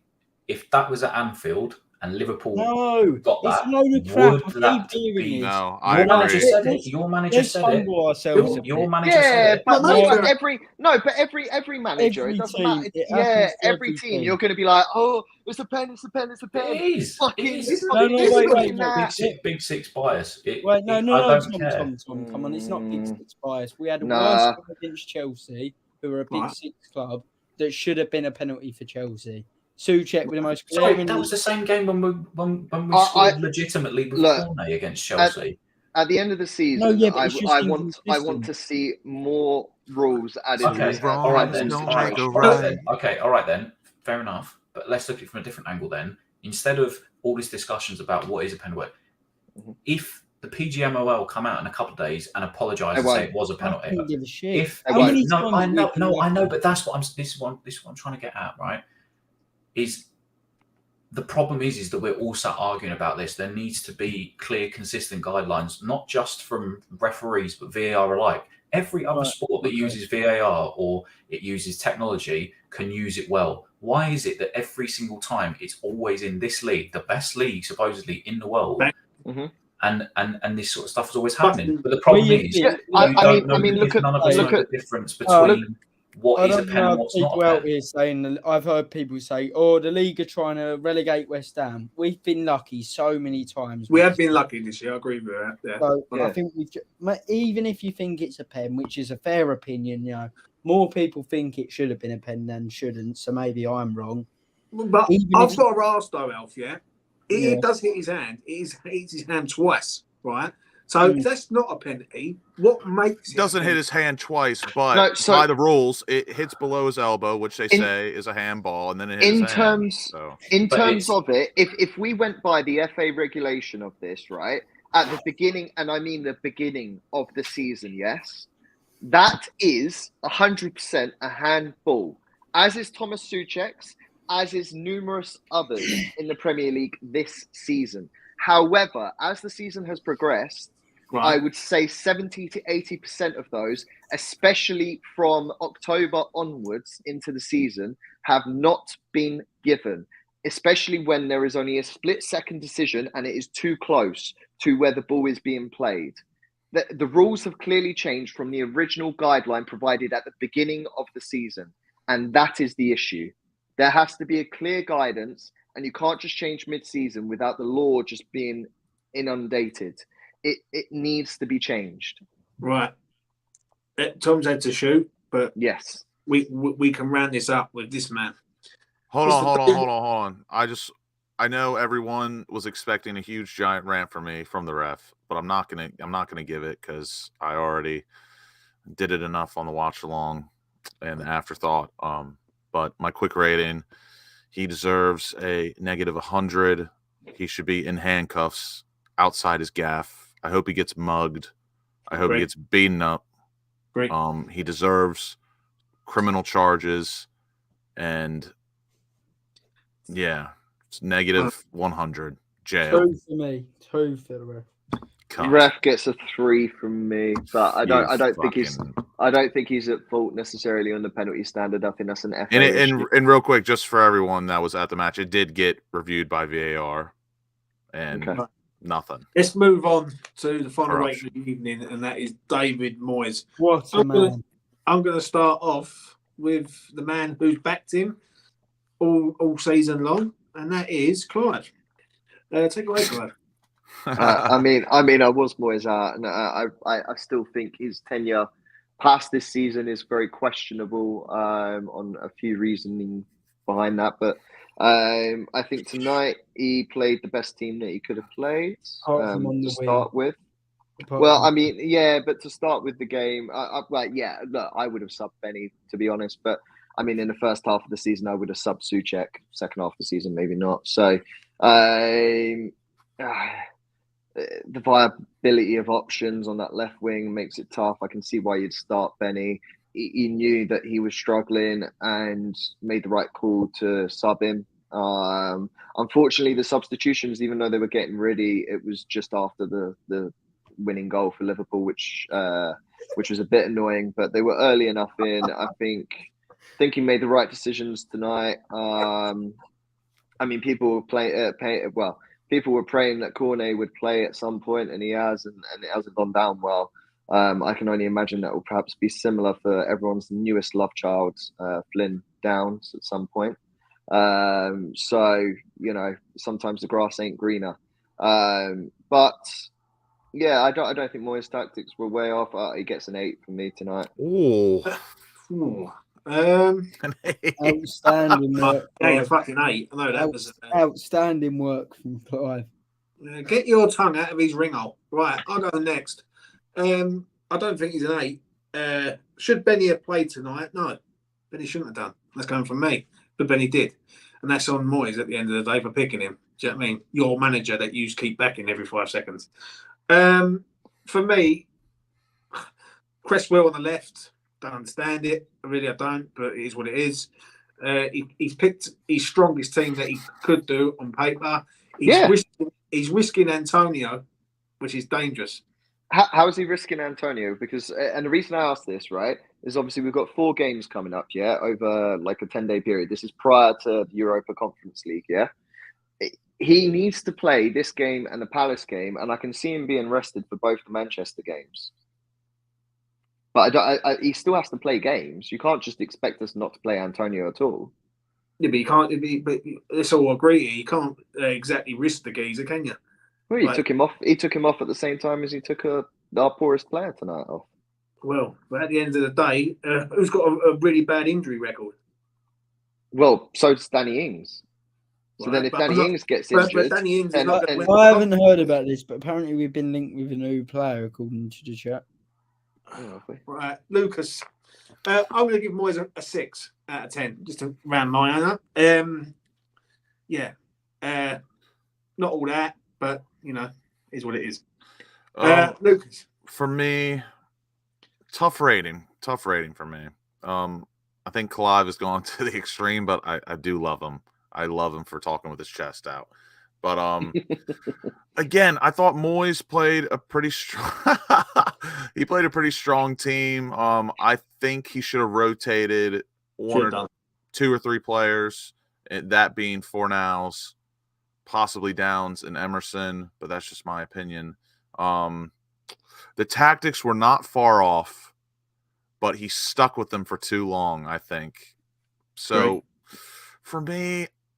And we got fucked in the end, so I do have to put that into consideration. I'm gonna give him a 7. I was between a strong 6 and a 7, but I think a 7. I think a 7's fair. 7. Look, how I see it is compared to how we started off the season against big teams, is that we looked a lot better tonight, and it was a team that could have easily and probably did deserve a point at least tonight. And that's how I see it. And I know you're saying obviously we got fucked in the last 10, 15 or so, but ultimately that's the substitutions that you have to make, which says more about the lack of decent players we've got on the bench. And I'd rather have stronger players come off the bench, personally. Yeah, but I mean, the thing is, who else is going to play? Well, this is just Antonio? This is just my opinion. For example, I would have started Fornals because I think Benrahma off the bench is quite good, but that's me. And Fornals is, in my opinion, borderline useless off the bench. He's not really an impact player off the bench. That's just my opinion. Yeah. Alf, what are you saying for David Moyes? Mr. Moyes, he's the man for me to get us out of this crap. And I think the aim today probably to keep the goal difference down, and we've done a good job of that. A 2-1 loss to Liverpool is it's nothing to be upset about, in my opinion. We're going to go and beat Palace on the weekend. Kept the goal difference down a bit. I would have loved to see us win or draw, but it wasn't to be tonight. I'm going to sadly criticise him a little bit, which pains me to do, for starting Benrahma. I don't get why Fornals can't get a game. I feel so bad for Fornals. He's a lovely... Not good, is he? He was outstanding against Bournemouth. He's been one of our best players over the last couple of years. And we're playing a man who has one open play goal in the Premier League. Disgusting from Moyes, I've got to admit. Your manager, though? Yeah, it sickens me, James. Sickens me. You back him every week? I will back him, yeah. But that particular decision sickens me. Mr. Moyes is that guy for me. And I thought the subs were wrong today, but the style of play is what he wants to implement. I looked at him today, James, I did. And I thought, this is a manager. You always do.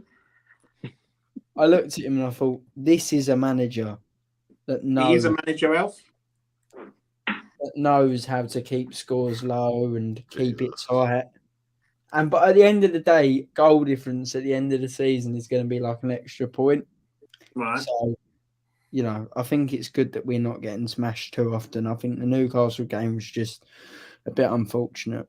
So for me today, just for these shocking subs, Cornet and Ings, and the slightly wrong decision to start Benrahma, who's a nice guy, so I'm not going to go in on him. I love Benrahma, he's a really nice guy. A 7. I think you're a bit of a prick, but there you go. A 7 for Mr. Moyes today. You give him a 7, right? I'm going to ask this question, yeah? As we're talking about Mr. David Moyes, your fucking hero. Why is Pablo Fornals not getting on the pitch? And why is he not starting games? Now, there's got to be an issue there with that. Well, I think I know what it is. So Moyes is obviously the manager, but when Mark Warburton came to the club, it seemed that everything made a quick change. And I don't know, but my conspiracy theory is that Mark Warburton has something to say about this. Why? I think he's a Benrahma fan. Well, he's not a Benrahma fan because David Moyes is the manager who picks the team out. I mean, Fornals isn't a left winger, though, is he? Let's be honest. He's more of a centre mid. So you could argue that Paqueta's got the position. No, but I think, obviously, as we've heard, Mark Warburton is the opposition analyst. You know that, James. That is correct. So I've got to put some blame on Warburton. Right. So, but why is Fornals... Surely Warburton, as opposition analyst Warburton, surely knew Trent inverts. No, listen, seriously. He analyses the opposition, right? So he should know that Trent inverts, correct? Which is correct. I must admit. So, we didn't overload the left-hand side. And one thing Fornals is really good at is when Antonio drags wide, Fornals is really good at quick passes into the final third. That's one thing he's really good at. And if Warburton was any good as an opposition analyst, he would have said to Moyes, start Fornals today. So for me, you've got to blame Moyes a bit, of course, because he picks the team. But Mark Warburton, sack him now. I Lucas has done me in the private chat. I've got to say this though, Alf. Right? Why does he not get on the pitch as a sub though? Because I know. you can say about listen, and I'm not even winding up now. Right? You can say about Fornells should be playing games. I make you right to a point. He should be starting more games than he has done. But why isn't he not getting on the pitch as a sub when the game is in flow? And well, basically, the only game he started, correct me if I'm wrong, is Fulham away. It's a question. It's a disgrace, but it's a question for Moyes and Warburton. I don't know why them two as a duo. Warburton's opposition analysts, like the way he's analysing oppositions, is wrong. And Moyes' decision to consistently not play a player that he knows so well is wrong as well. So I'm going to blame Moyes. I will, but I will blame his assistant as well, Mark Warburton. Well, what about you, Lucas? 4-0. Okay, I just want to make sure my mic was on. For me, I don't know, because I agree that he's not a left winger at all, but I think for what we're trying to do, he's a bit better than Benrahma, but he doesn't have the end product. I think Fornals can definitely play as a wide midfielder and sort of a free roaming 8 or a 10, but we don't really set up that way unless we're in defense. Not really going forward, but I don't know. I do think Fornals has been criminally dropped for most of this season. I don't really agree with it. And I think in terms of fairness, and I mean, you can mention Souček as well. Like, why hasn't he been dropped? Yada, yada, yada. Poor form for so said games. But I mean, with Benrahma, he hasn't had the best 3 matches, in my opinion. I think Fornals deserved a start after his cameo. But I couldn't really tell you. It's weird. I think it's because of Paqueta, mate, if I'm honest. If you want me to be honest, I don't think they can really fit Paqueta and Fornals in the same team. I think they can. I don't know that though, James, because Fornals is really good defensively. I know, being serious now, I know you and other people aren't too keen on Fornals. No, I think Fornals should have played games this year. Like, listen, he's not my most He has favourite. played games. Right? He's played one game recently. No, yeah, But all right. James, in all seriousness, what do you think it is? Because obviously I go on about Warburton. Because let's be real, when he played against Fulham, right, that Paqueta was out. Do you think Do you think it's more on Moyes or Warburton? See, I know you. Listen, I know me and Alfie have been at it tonight, but I do agree with him on this one. I think it is a bit more Warburton than it is Moyes, to a point.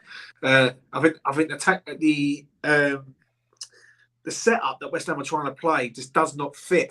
I think it's obvious. It's clear to do with the setup, because if you actually look at the stats from this season, he's played 1,100 odd minutes this season in the Premier League just alone. So he started, I think, 13 games and been benched on 13 and come off the bench on 13 of these games.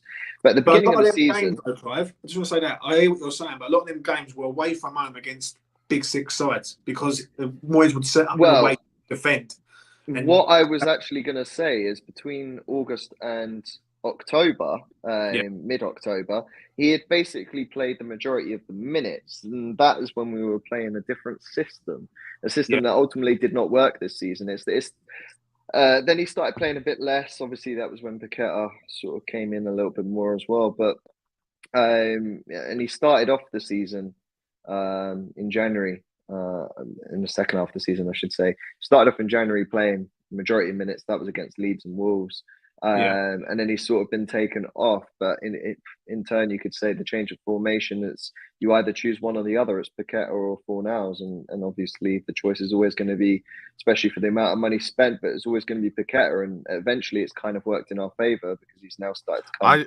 I just think, even though he's not a natural left winger, I still think he does as much is a bit more impactful at times than Benrahma. Benrahma is a better dribbler, I will gladly admit, and I think it's obvious he's a better dribbler. But in transition, I think he carries the ball just as well as Benrahma. I think he passes better than Ben Rama. Ben Rama, I would say, gun to my head, who has a better shot and ability to score? It's Ben Rama, but both their shots are quite shit. Fornals scores more goals. And I think Fornals is just as good in link up play as Ben Rama as well. So Maybe for secretly. me, give me again. It's all about like what you fancy. Like Fornals, even though he's not a winger, like I just said, I fancy him over Ben Rama personally in our setup, and I think he can play with Paqueta. Bang on the dollar bills, Lucas. Bang on the dollar bills. Before I wrap this up, I just want to say this. Yeah, I agree slightly with what you're saying. Fornell should have played games. He should have fucking played games. There's games this year where he was sitting on the bench, and I'll be honest with you, not only was he just sitting on the bench, he wasn't even getting on the pitch at some stages. And like there was games against Derby that he was playing. It was like he was being fucking punished by Moyes. Like that's what it felt like to me from looking on the outside. Listen, I'm not his biggest fan for now, but I can see a player who should be playing, right? I agree with saying what Tay said in the chat a long time ago. He turned around and said about Moyes and Warburton and all that are all trying to do a system that it takes them, like it takes you years to do a system, not trying to embed every player into a system in 6 months or even 4 months at that. So I don't know. There's something not right there. There is something not right with Fornals not even getting on the pitch. Tonight, there was no reason why he didn't get on the pitch. In my opinion, he should have got on the pitch. See, but then again, I disagree with that because I honestly think he's not good at all off the bench. I really don't. I think I don't want to say he's useless, but he really is not impactful He was at all. impressive off the bench the other day, though. But people also wanted to see Cornet come on, and just because it's not paid off all of a sudden, oh well, we should have bought Fornals off. And again, there was a comment earlier. There was a comment earlier. I agree you should always play your strongest team, but then again, it's all opinions. I think our strongest team is when Fornal starts and then Ben Rama comes in and goes entire defenders. I'd look at moving Ben Rama on to like the Belgian Pro League or something like that. Well, Sparta Prague. I'll move you on. Do you know what I mean? To the fucking Concord Rovers League. Do you know what I mean? Canby Island FC. Right, I'm going to wrap this up, people. Everyone, thank you very much for watching tonight. That has been Lucas. Done the watch along earlier. Really, really good. That over there is Clive. If you want to see my live reaction rating of Chris Kavanagh, definitely go over there. Yeah. If you ever want to have a mental breakdown, Clive's the man. Do you know what I mean? And that man there holding the trophy, aka WestHamOnline, fucking please don't follow him on Twitter. I talk bollocks. Thank you very much to Tom also for coming on, getting him out here on the player ratings tonight. Wasn't the right result tonight. Listen, before I wrap this up, it's just one of them. I'm gutted, but I'm not disheartened. The bigger game is Saturday. We have to beat Palace, in my opinion. One thing I will say that we can't have is that we can't allow points to slip away from us before we get to AZ. AZ, we need to get there and be comfortable, in my opinion. So, yeah, we'll see what happens there. Anyway, have a good evening wherever you are on this planet. Love you all. Thank you for the donations and the membership from Roy. Thank you. Someone find us a left winger, please. Right. Someone find me a new fucking partner. Host of E20 Zone TV. Yeah, Sounds like you're trying to replace your girlfriend there. You said partner, no? Replace you. You in charge. There it is. I've never found a love like this. We got Joe for David Lord.